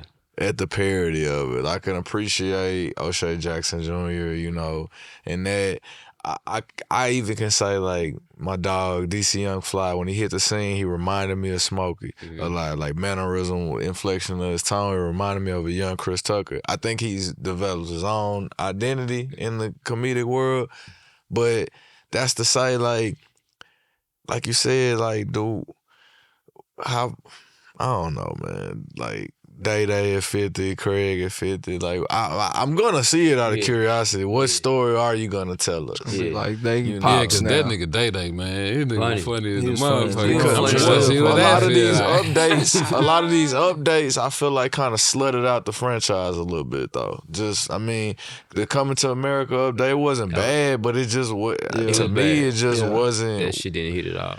You know, the new house party, like, the I was upset. Bad You could have called that shit Boys. anything else. Well, Bad Boys kind of, they double back on the last Bad one. Boys was decent. But I'm gonna have to rewatch the Coming to America. It wasn't that good. I guess I had Bad Boys might be the closest comparison of they had several. Like this will be the fourth Friday. Yeah. But even when they did First Sunday, I thought it was in the Friday franchise. First Sunday And was funny though. It's a good, that's a First pretty, Sunday it's was a good pretty movie. decent, I mean, that's a though. good movie. Really good movie. yeah, I mean, but they knew what they was doing, I mean, calling even- it First Sunday after you have next Friday and Friday after next. Like, true. that It ain't had Ricky nothing, Smiley that and ain't Cat nothing. Williams in it. Fuck Like, But you can also go all about the Benjamins too, though. Even though they ain't set in Miami, it's still was- kind of in the same. But that wasn't Craig and Day though. I mean, that was they- Booker and They wanted to. They used us. They tricked us basically. But yeah, it was both. All the that was movies just name was good. to me that was like Chris Rock. I mean Chris. Money talks. Fuck no. What's the nigga that Kevin Hart and The Rock? Like kinda that's yeah. just Ride a along. tandem. Yeah, that's yeah. just Well, they a buddy Chris- comedy kind of thing. Yeah. Like they, what they built up between Ice Cube and Mike Epps, they just went and doubled down and got another bag off of it. Yeah. We got another script for y'all. Y'all Right. all right. Yeah, run it. It's gonna be too much. Shoot. Yeah. All right, run it. Yeah, Yeah, but that's I don't know, man. I'm it made me think though. we gonna all watch it. It's all in our top fives from a certain. But we're 30 years removed from that, so it's like, does it tug at the strings of nostalgia and take away or add to the legacy? And I think that happens in almost every. Like the boxers, they go do these exhibition fights. Yeah, And yeah. Nobody want to see this. It's like, come on, But we man. gonna You gonna watch it, make though. me you gonna detach from how how we propped you up. Like it's hard to watch Mike Tyson go out there. And, Yeah, that and was, man, that hurt my feelings. it's like bro. the last 3 or 4 of them. Nah, man, because that nigga used to be a killer. Yeah. He used to be a stone. Like, I remember watching interviews of that nigga. Like, that nigga is scary in real life. Like, he's Tyson. still scary. That's Even what I now, don't like, wanna even watch now, let them. me just say that. Yeah, Mike. I don't want to watch respect. the movie. Much and respect. I don't want to watch Much respect. the new version and say, man, that nigga used to be funny than a motherfucker. You know what I'm saying? On the old shit. Like now you But just put an ensemble cast together to go get the bag. I don't say I that- could have been done did that shit. I don't say the other thing though, like specifically with Mike though, like seeing him kind of talk about like some of the shit that he went through, like growing up, like his trauma, and seeing how he's kind of like that, like boxing was somewhat a release for him for that, and like seeing where he is now, it is kind of cool to see him like peel back the layer to like explain like certain sure. stuff like that. I don't wanna But see him in a I boxing don't wanna see. ring, I though. feel you. I don't want to see him. That's what I I want to see him mean. coaching Yeah. somebody or I coaching love- somebody I else. love you know a what I story mean? to get told. I think it's one of the Yeah. greatest stories told. Yeah, for sure. But I don't want to see you get in there with Floyd and y'all just. Nah, I don't wanna see him in there y'all with fake the other fight, dude and fake or fight. you get in there with an dope. influencer and Yeah, that get was beat trash. up, and I'm like, bro, you Nah, would man. have killed dude at one point in your height. Like, He don't owed do him to that his to my daddy. childhood, bro. Yeah. Like, Yeah. damn. I don't know. Speaking of the childhood and speaking of events, some festivals been going on recently. I just was in a festival. I got on the shirt right here. I was Tell in a us pizza about it. festival. I did Nashville Public School. You came My with boy Jerome Moore. I mean Nashville Public Television, I'm sorry. Jerome Moore, Slice of Community, Pizza Festival. It's pretty dope. They had a bunch of different pizzas, you know what I'm saying, giving around. I DJ'd that thing. It's pretty dope, man. Did you get any feedback on your DJing skills? Yeah, I love your DJ skills. It was some other little ladies right there. They dance, like they was that. dance, man. They like they was I coming love up. To, your I got DJ booked. skills. I passed out some cards. Well, I don't even got no cards, but they scanned my QR code. If you want to book me, I'm gonna put it down at the bottom. Taking all bookings. 30% deposit first though. There was another festival in But New it was York. another festival, man, and it's Yeah. going viral right now. Philly, yeah, you right, my bad. Roots Festival. Jigga Man performed on stage. He combed out the locks. He did. The wicks, my bad, not the locks. Yeah, he threw some daggers. Got social media in a frenzy. A lot of people don't know what the word perpetuity means. You know what I mean, Los? In perpetuity. You use it in a sentence. Good job. I did. Thank you, brother. What does it mean though? You tell the people you so smart, Jermaine. Forever. Exactly, in perpetuity. So, what y'all think about the concert? What, like, did y'all see some clips? I seen a few people I knew that went, but I ain't. Really? Yeah. You tapped in then. Yeah. I only saw the media clips from like Complex and They had some good little. the publishing Publishing companies. Shout out to the folks that was sharing Yeah, this. I think that I mean, to me, again, it goes back to that conversation we had a couple of episodes ago when we were talking about the difference between Jay and Nas and like the media marketing machine, because I think that he definitely delivered some clever punchlines, and I also think that maybe because of the timing of when it occurred right after Drake's album, right before Lotto's came out.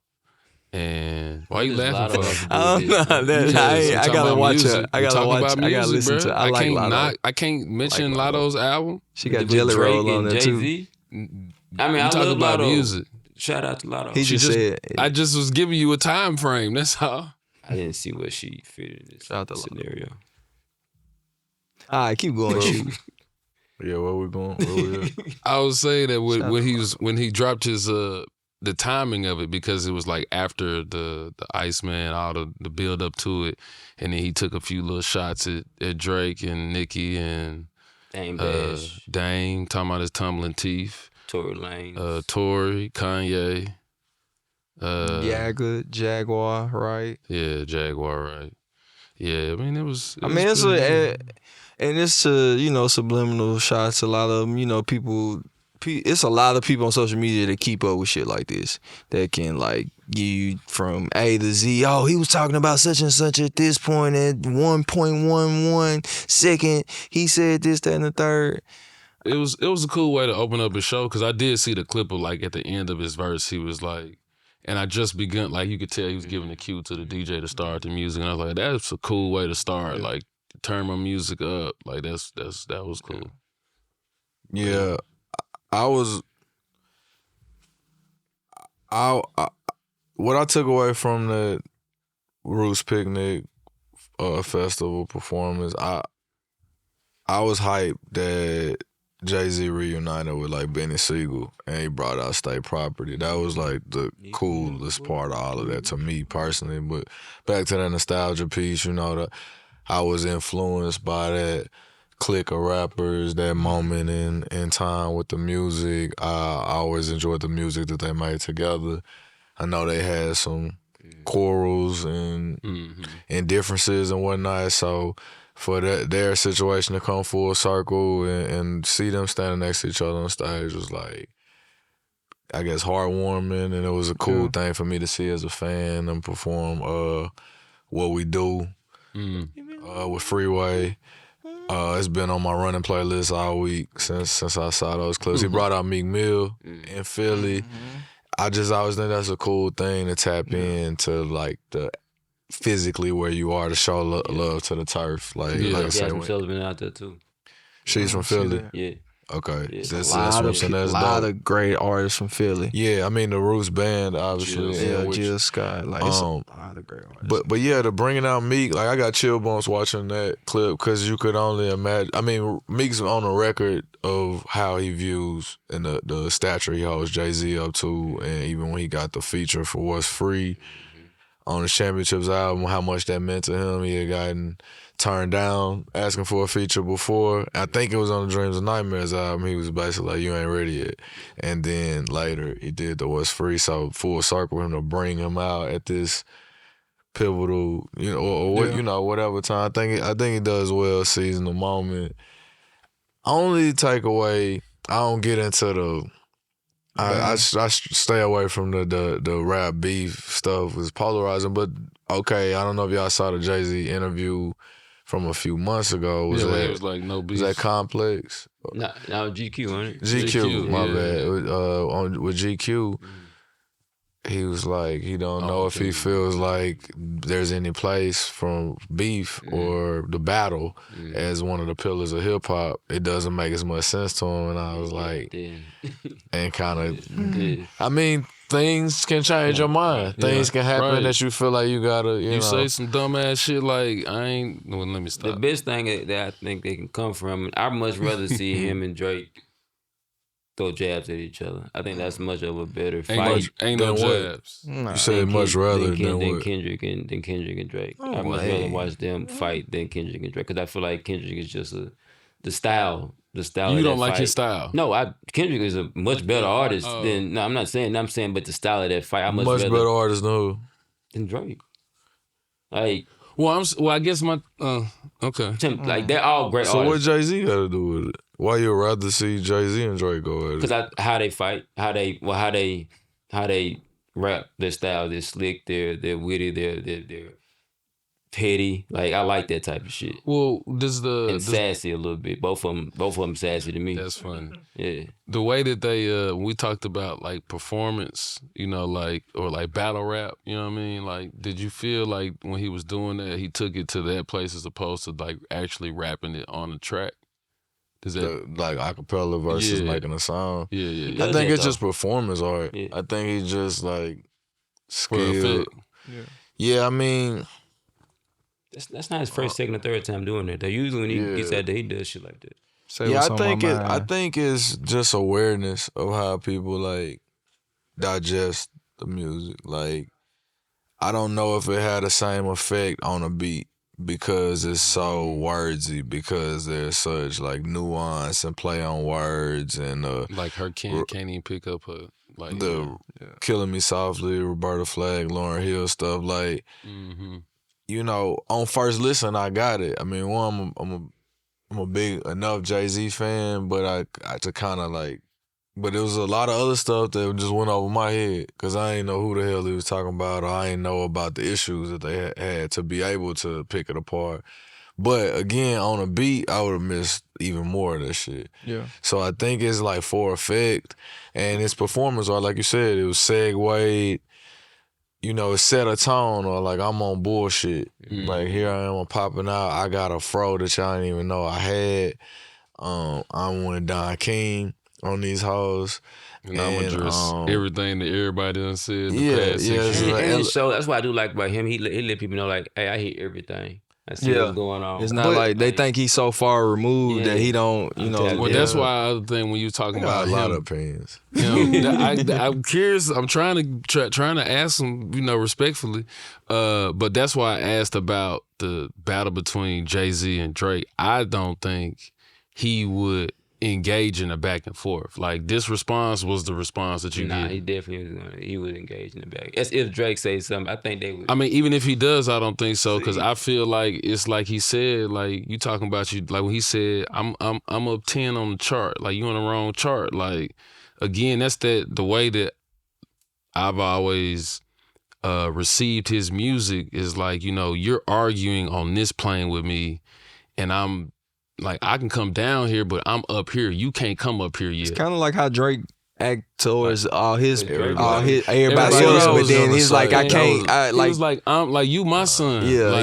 like you signed in perpetuity. That's what your contract said. You signed, like so that's and for me, especially as a lawyer, it's like, damn, nigga, you can't say nothing because it's true. Like I've read the court, what the president and CEO said of what they own of your publishing. Yeah. Like that's a fact. That's in the public record. So that's the other aspect of it where it's like, I don't expect him to respond to go back and forth because it's like, what else do I need to say? That's what we talk about. You making this person money, even if you talking to me. Versus the person. I be thinking everybody is being on this shit together. But that's always my first thought is that it's just a play or a rollout or something. And I don't know. But my only question would be in terms of strategy of like, how effective is it? Maybe it is effective because it gets everybody up in arms at once.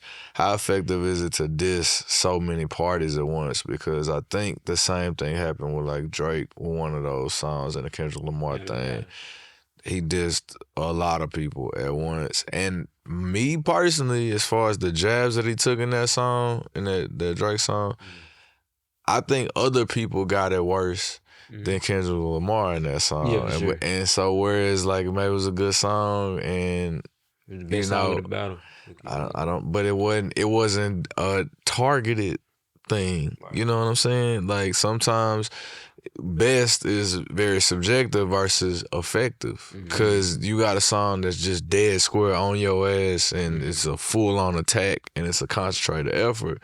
Versus like you talking about everybody, just shooting wild, like I mean, but you grazed everybody. Versus like a nigga put a beam on you, and so it's like, is it that like because with everybody, I'm not. I feel some type of way when people like diss people that can't diss you back. Like when you dissing a basketball player, you dissing a CEO, or you dissing like you know what I'm saying. That goes for like all the parties. They send shots at people that ain't really in a position or qualified to directly rebuttal. But it's like, we keep it rap, let's keep it rap. It's like, how can you keep it rap with somebody that don't rap? Yeah. You know what I'm saying? And I mean, but if you do like Dame in every interview, the first person name you for bring sure. up I didn't, is, I know that's what you're saying, but I'm just saying like, he don't rap, but then he go to the other side of it. Like, he always talking about right. So a lot of it is our rebuttals, you know, and it's just like I'm a tick that you said this. Let me go and get you up out the way. Let me get you up out the way. Let me get you up out. But and that's why I say I don't feel like he gon' because he didn't put it on the song. I don't expect any kind of back and forth. You know what I mean? Yeah, I just also think he's selling tickets for the shows. Oh, and, for sure. And I just wonder, is it gonna be a tour to come behind? Is it gonna be an album? Like, what's the chess move? I feel like it's gonna be a tour because all them like it was so many. I got a lot of more text messages than I expected when he announced the first show or the first two shows in New York, and then had to open up another one. Like I had friends of mine that was like, man, I was looking at dates trying to go to New York. Like, and so when I saw that, I was like, oh man, bro might be doing a tour. But we'll see what Beyonce does. She controls that. She got something coming up. I think that's why. Yeah, I think that's why he shot back. But that's another story. All right, time to get into the cards. You can read your cards, Mr. Cleo. We just gonna do one for everybody to sign? Yeah, just one for everybody. Keep it short and sweet, man. You know what I'm saying? You want to be the one to read it? I'm just fucking with you, Los. I'm just fucking with you, Los. I know you can read, bro. I'm gonna have you do Legos when you lose. That's cool. 1,000 the pieces. whole episode he got to put together. I do. I'm seeing him do the Lego set right. All right, that's a good bet. So what's his bet? He got a DJ the next party. He got to come and DJ the Black Market. I'm down. Damn, that's strong. Hold on. How many hours in that? You can't play no cursing? No cursing. Do you got censored music for me to choose from? Yeah, you can DJ off my DJ here, bro. That's a lot, bro. You can DJ here. I ain't say you're scared. He just put. I ain't got nothing to do with it. I'm just a spectator. I'm gonna go. We're gonna And then we're gonna have to go live from WNP watching at the Black Market of me DJing. Yeah. That's you good. must know you're gonna lose. All right. So question: guilty pleasures are small. everyday thing. You always pick something freaky. Guilty pleasures are small. You should let me pick the card. You pick the card. It's if cool. he picked the card, I need to read it. No. Yeah, exactly. Guilty pleasures are small. Everyday things you hide your appreciation for to avoid social ridicule. These are often films, songs, or activities others might deem uncool or inappropriate. Perfect. What is an example of a guilty pleasure you often hide? How can you practice more acceptance and vulnerability around this pleasure? I want to go first. I go first because y'all niggas was giving me hell for mentioning Lotto. Like, I couldn't say the time that her album came out because that's what the listening was. But my guilty pleasure is listening to female rappers, women rappers. Because, like, there are some songs that I can't fuck with just because of the language. Like, it sounds like a song that, like, I can hear my sisters when they getting ready, like, listening to together, and I can be like, oh, yeah, they probably hyping there. Like, that's a good song, but, like, I ain't finna be saying them words. You know what I'm saying? Yeah, that's a good one. But yeah, because Lotto's new album, I listened to it at least 6 times in a row, like, back to back. Must The be album? good. The whole album. I'm gonna check it out. I had to drive from Louisville, so. Yeah. It was but yeah, so that's a guilty pleasure because I think that sometimes that's part of that toxic masculinity where it's like, you know, if a woman is rapping, like yo, that bitch I made 50 out for 3.5. Like niggas be like, oh, that's cool. Like she rapped that verse, but then the converse of it is not universally or as accepted that you can appreciate She a might have woman's made language 50 and out art. of 3.5. I know some female trappers. How do you? But yeah, I think that's one of my guilty pleasures. So what's up? What about you, bro? I wasn't ready yet. We'll come back. Yeah, What about you, Jimmy? You might want to save me for last, buddy. All right, guilty pleasure for me, you often hide. It's a good one, because I hide a lot of stuff. Not like that, bro. I'll say music. My music choice, too. I'm sorry, bro. I'm gonna pick something else. Damn, bro. I like white people music. What's white people music? Yacht rock. What's white people Yacht music? Rock, I fuck with Yacht Rock. I got a Yacht Rock playlist too. Yacht rock. I mean, so I had to DJ so many different events. And I started to listen to stuff. This is actually pretty good. I like this. Or like house music. Like I like house music is probably becoming one of my favorite things to DJ. And nobody likes house music unless you find older black people or like this younger crowd that's like starting to get into it. So it's like this little wave. Even go-go music or like you don't really like find too many people that, you know what I'm saying, you play it, then you be like, all right, now turn on that Lotto. Now turn on, you know what I'm saying? It's like you don't really find too many people that want to listen to like your eclectic music or acquired taste. And so that's something that I'm like, I'm obscure about. I'll keep that to myself because I don't like, you don't want to get in my car and you be like, bro, what you listening to? And you be like, this is what I listen to, get out my car. Simple as that. That's my guilty pleasure. I can get down with that. I don't Los. want to do this censored.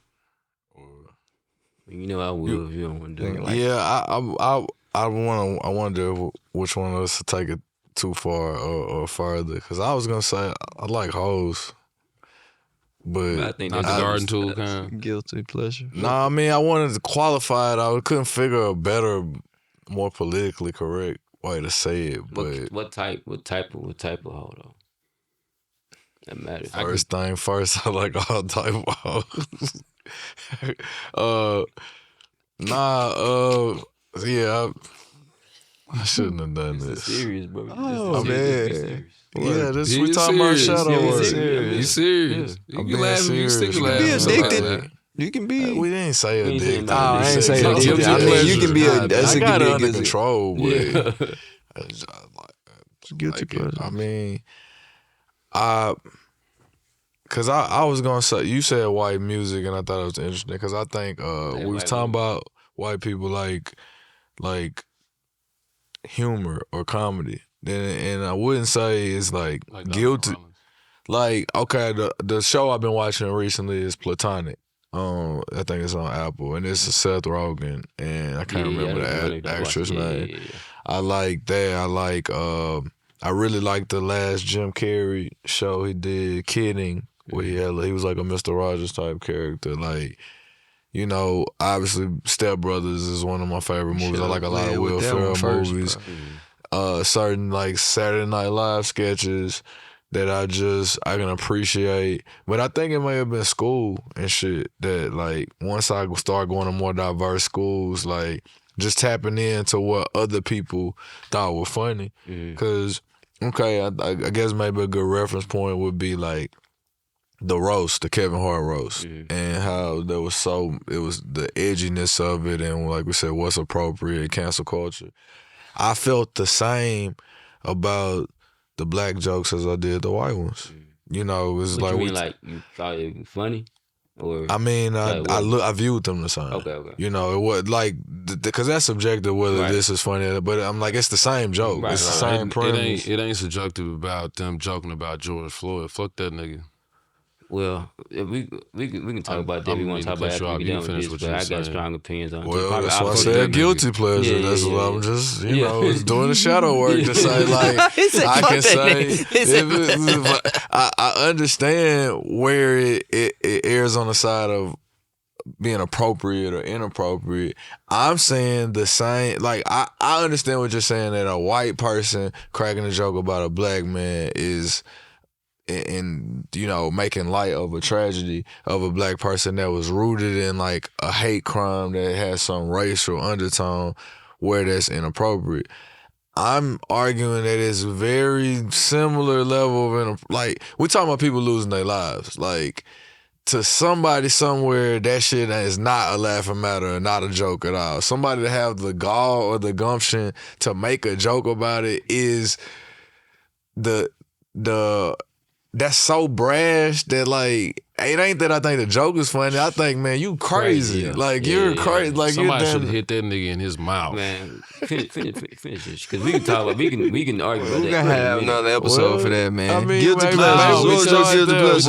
Because Cheryl Underwood's husband died, and they made jokes about her husband, but the nigga reached out to her first, and it wasn't like, you know what I'm saying? Like, no, my nigga, that's one of them lines. Cross that motherfucking line. So you feel like they should have reached out? I said he reached out to him first. They reached. Man, I don't even. First of all, they said Kevin Hart reached out to Steven Jackson after his interview was kind of like... Yeah, his interview was way too defensive for me. Like, I was talking to somebody, and it was like, you know... Man, finish. We finna go over deep. We finna get some other shit. He got some shit that he wanted to say. Yeah, no, I'm saying... I'm glad y'all let me topic, back though, out of the hose part.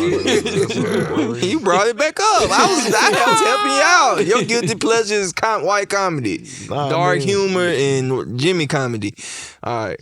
I just say you gotta let a hoe be a hoe, like, and like I'm okay with that. It's like just be a good hoe. If you know you're a hoe, then like just They got roles and responsibilities. Put the soft music underneath it when he just said that, kid. All right, guilty pleasures are small, everyday things you hide your appreciation for to avoid social ridicule. These are often films, songs, or activities others might deem uncool or inappropriate. Jimmy, what is an example of a guilty pleasure you often hide? How can you practice more acceptance and vulnerability around this pleasure? I know this is about to be wild. No.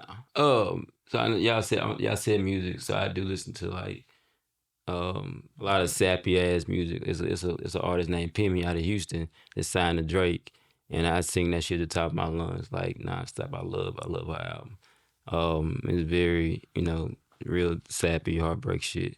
Even to the movies, like I'm into rom-coms. Like I love rom-coms. I can watch the white ones. I can watch the black ones. I like sappy shit. I cry to that shit. That's what I like. That's what I'm into. But outside of that, like y'all know I watch adult entertainment. And no, we don't know, but never watched it with you. Believe you. So for sure, it's a so you know they got categories and shit on there. Oh my god! Yeah. Where are we going? So come on, get it out, bro. I got it, man. Here's the pause. But now there's a category on there like that is probably like a lot of y'all don't know about, and it's these people, these couples, they be wrestling they start out fighting, and you know, in the middle of the fight, they end up, entangled. Like, What's the name of this category, bro? I just call it like wrestling. You type in on xvideos.com, you type in wrestling, and it's like a whole like they fight and then they end up, they end up entangled, and then like, it's What? no, for real. But like, I think I got this. This is being serious, because I went to therapy about this shit. So I noticed once, and I've talked about it on stage before, like it's coming from a real space. I noticed that I've gotten aroused in like a scuffle before. And, like, you know how you tussling with your with your gal at the house. You know how you tussle and Nah, shit. hold on, who specifically? Your old lady. Okay, all right, cool. Yeah. Like, look, you wrestling play, like, you know what I mean? What, it can be serious or not, it don't matter. But like, I got aroused. But like, so yeah, but like that, it's the thing. I didn't realize that's like a real thing. People, they wrestle, they get together, and they get all aggressive, and then they fornicate at the end. Like, that's like my cat. It's my go-to. Unless they're married, it's not fornication. Yeah. Well, whatever. But like, yeah, they coitus. Yeah, and what is it called? Coitus. Nah, weird, but they fucking on there, and they and it's like my thing, bro. That's what they do. They start out wrestling with clothes on, and they end up naked, fucking. Well, that's W's in the chat. Hold on, time out. That ain't the end of the card. The card says, "What do you do to make that more accepting?" Well, I'm just talking now. Y'all can go on xvideos.com. We ain't accepting it. We ain't. We're not promoting that. Yeah, we not you on find that that, shit bro. on your own, however you find it. Okay, my bad. Wherever the local, wherever that shit is found. We not condoning that, bro. Why you shaming it? Yeah, you kink shame. You can't I'm do not that. kink shaming. That's exactly what you're doing. That's exactly what you are. I'm just saying I'm not condoning it on. Well, I'm saying I know that it's like, I say guilty pleasure because it's shamed in certain, when people like, when you gonna get married, I'm not saying anything about y'all's choice to get married, but that for a lot of people, that's a standard that they project onto you, and it's like, why you ain't when you get married? And I'm like, damn, why I can't just like fucking with the hoes? Like, I mean, it's just I'm not saying one's better than the other, but I'm like, well, I understand that they ain't gonna necessarily be readily accepted, so you gotta just deal with the hoes how you deal with them. Interestingly enough, and when you deal no, hold on. Yeah, go ahead. Come on with it. Let's cut this nigga mic off. Interestingly enough, I'm gonna ask him a little deeper about it. No, he not, because I'm keeping it real, bro. Yeah, work in progress. Yeah, he's a work in progress, because I do remember, it's not 520 here, but where it was. What is going on tonight? Where it was, though, I recall seeing a clip of you talking about, like, I don't know if it was specifically polygamy or like, and that maybe I was asked. You was asked about, you were asked about the lifestyle of polygamy, and could be kind of expanded to like hoes, and so like I kind of forgot my thought. Man, all right, I got a How do question. you feel about polygamy? I forgot now, because it was about the thing. Oh, that's what it was, because he was talking about the choice of marriage. Sounds exhausting. I think 2 women is enough. Like, you can do 2. More than that is too many. You need 2. You don't need 2. I think 2. Boy. Man, you just I done dug myself into He tried to bite his tongue. No, I don't know how to. I'm not a polygamist. I'm not an advocate for polygamy. You're not against it, though. Well, I mean, I think whatever floats your boat. I'll start there. But I'm saying, for me, polygamy sounds exhausting, because a divided. I feel like our time together is our time together, and let's leave it right there. Let's table it. Let's pick it up where we like were. a Jay-Z line. Yeah. Time together, time together. Yeah, I mean, but trying to like juggle everything together and merge all these different worlds, like, fuck that. But I'm saying, like I said, if somebody knows who they are and knows what they want, am I wrong for giving it to them? That also reminds me of a skit from Outkast right before Prototype. It was called "Where Are My Panties," and Andre 3000 said, "I don't give a shit about her giving up on the first night. It just lets me know she knows she won out of life." Yeah. Or T.I. say, what's your name? I'm just, Okay, so guilty pleasures. Before we get out of here, what makes a guilty pleasure too much of a guilty pleasure? Like when you know you tripping because, like we danced around there talking earlier. about music and shit. That ain't really. I mean, y'all talked about. That's a real good thing. We getting like. All right, so Diddy got guilty pleasures. Well, Diddy got a lot of guilty charges. Guilty shit. So that Diddy video was hilarious. have not seen You it. ain't seen it? I I watched it. That shit was funny. Of course, This dude was watched it. wild. Was it on the wrestling page? Nah, it was just on Twitter. Hey, man, he just a cook, bro. Ain't nothing. I mean, that's all it is. He just is. That's a thing in the world. He's a cook. He like watching. What's that? A cook is someone, I guess, a man who likes watching his significant other be pleasured by another individual. You know, that's essentially what that was. It was a cook video. You need your He's sitting own. in the corner, just pleasing himself while his gal is over here getting railed. You know, and he's watching, and the people be into that. It's wild. I couldn't do that. I've been invited to watch, to observe, to be the bull. The bull is the guy that's pleasing the Man, woman. you in deep, bro. Yeah, You in a whole nother lifestyle. All the times. I'm just saying. Yeah, he knows the word. Like he needs his own sexual education, like segment on here. Maybe we'll. No, I'm not here. Okay. I just know about shit like that. But yes, Wow. in wrestling. That's just what I'm into, nigga. Y'all can't get this way. I'm not king Y'all shaming. freaky I'm too. not. Y'all just scared to talk about y'all shit. I got we talking about shadow sponsors. shit, bro. I did talk about mine. I said my You guilty listen pleasure. to rappers. I said You listen to listen women rappers. Shout out to the chat, man. Shout out to everybody in the chat What's y'all's watching, guilty listening. pleasure in the chat? Shout, I ain't if gonna say it. you got guilty You pleasure. can send it to the inbox. Carlos reads all the messages. Send them to the inbox. I gotta read the message. Hey, his freaky ass be. Jimmy read them too. Send them to the I don't inbox. reply. I be reading though. Yeah, holla at Jimmy, not me. Yeah. Put your guilty pleasures in the comments. Let us know what you think is a guilty pleasure, what you don't think is a guilty pleasure. We ain't gonna judge you. Y'all just We just gonna say them on the show. Yeah. but we I won't really judge like you. to sing more than I really be singing, and I don't know if that'll qualify. But that's more like a nervous condition. Like I don't think I'm confident enough to execute all my songy That's gonna be ideas our that I next bet. have. Our next bet is Sing a if I song. win it, whatever it is, you gotta sing. And what you gonna do if you lose? I sung on stage Bro, this I'm past singing weekend. all on my album. No, we talking about you trying to singing like for real, for like how you sing in the car in the Like shower getting- somewhere. You get Like, body by singing it.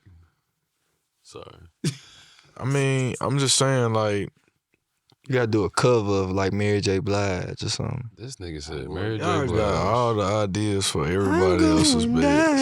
I told his idea is he's got to do Legos on You the show. gotta DJ the black market. You got to beat me first. You gotta beat me first. I feel like I have you beat ain't you. beat him yet. I don't know about that. I think the last one I did. Yeah, but we But didn't he came bet. late though. I ain't can't. my I fault. can't. That You nigga right. That ain't. That No, ain't. What, you're right. nigga? You're right. No, you're right. Qualifications for But winning. what about the nigga? last? 4th of July is what- going down. What about the last 4-5 races? Y'all, that'd be a really good race though. Like, It's time to lock in. Y'all got a month. yeah, Man, all And right. we going Don King with the promotion. Come on with it. I got my money on Shoot. The fuck? Yeah, I'm gonna Shoot. What the freak? Yeah. All right, we got your money on Slim. It's your cousin, and I'll go with your cousin, bro. With your cousin. I didn't say anything. I'm I'm here for the payoff of the wager, bro. Either way, I want to laugh while we pod and you do Legos the whole time. Nah, you Or I want to come to the black market event and see what his musical selection and how well he moves the crowd. Because would you say that's the art of DJing? Is keeping yeah, you got the crowd engagement. You got talking everything. You got to If be he up there me. playing Lotto, he gonna be alright though. If he up there playing Lotto. He's locked in. He like female rap. They It's a Right, 90% they move the percentile. needle out there. right Real now. little Lotto, Meg. Like you. Sexy Red. Yeah. I might give you the last slot too, so you can see if you barbecue a meal, dude. Damn. You gonna get serious. Real dude. Yeah, we Yeah, go. I'm not picking a winner. I'm just gonna hype it up. I'm gonna instigate for the next month. Chat, who y'all got? Put it on the books right now. You know what I'm saying? Put it in the chat right now. Hype us up. You it's a hype button in the comments. Go hit the hype button right now. Hype it up. Let us know what you think. Who gonna win? Loso or Shoot? It's going down. It's going down for the crown. And meet us out there, man. Yeah, you know about that. On the We might have fold. some I do gear and enjoy- everything by then. I do enjoy my like meeting foes. people, like, you know what I mean, out and about, especially at the races. We're gonna be out there looking like the Cool Runners team. Yeah. Or something like that. We're gonna be in uniform like a Holla at bobsled us. team. Don't just be staring. Come holler at me. Don't I be scared sometimes. I be looking at me like, I sit there for the podcast. What up, bro? All right. W's in the chat. Dubs. Fellas. Oh, we doing what we're working on? Shit, we didn't do what we were working on last. In last episode, y'all told me to get out of here. No, you time was to go. telling You us told to us do that today. Yeah. Yeah, I mean, it is time to go. Time it to is. go. Actually, I'm time trying to to go. make sure. Get you a smash burger. Get your smash right. Exactly. Hey, man, it's been great with y'all fellas. We're going to recap on what we've been working on because we've been talking about what we've been working on the last, 20 episodes. We need to do a progress report. Report card. Yeah. It's back, report card now because, 6 For weeks. some Maybe Right. you'll have a Right. fucking Lego set done by then. That'd be my report card. Because those second books are supposed to be done in the next. I got mine in on the next audio. I've month been too. listening. By the time we had this 4th of July 5K wager settlement, we also should be swapping books again. I might read my book while I'm Bro, running. you gotta Kick tap your back ass. into what the dog saw. I'm I got it very on audio, surprised too. that you don't like that book. I really, really, really like Yeah. that book. I like it more than Blink. I got it on audio, and I'll see this to try to get into it. It's a It's lot. been started things David in the Goggins book shit. that I felt like were like reminded me of something that had something to do with all of y'all damn near at a point. And what the dog see? Saw? Yeah, or it's like shit that we've like talked about subject matter wise. And it's just it's been hella interesting. We gotta check that out. Yeah, I'm with it. Blink got a lot of marriage. Talk a lot about marriage in them. At least from the first couple, you know what I'm saying, chapters. What chapter you on? 3. It's his first It's his first couple, so he must be on 30. Yeah, he's on Makes 30. I'm sense. almost done. I got like 6 more hours, 3, 5, 4 more hours in my listeners. All right, W's in the chat, man. Holler at us. Let us know if you like the pod. Like, share, subscribe. Please share this with somebody. Share it with somebody. I know you watching it out there right now, but share it with somebody you think they can learn from this episode to some of the past episodes. We got about 3,000, 4,000 subscribers right now. Keep subscribing, keep liking, keep sharing, keep hyping up the comments, and tell somebody about it. Be somebody's accountability partner. Work on some opportunity, progress, whatever it may be. We appreciate y'all tuning in. Peace.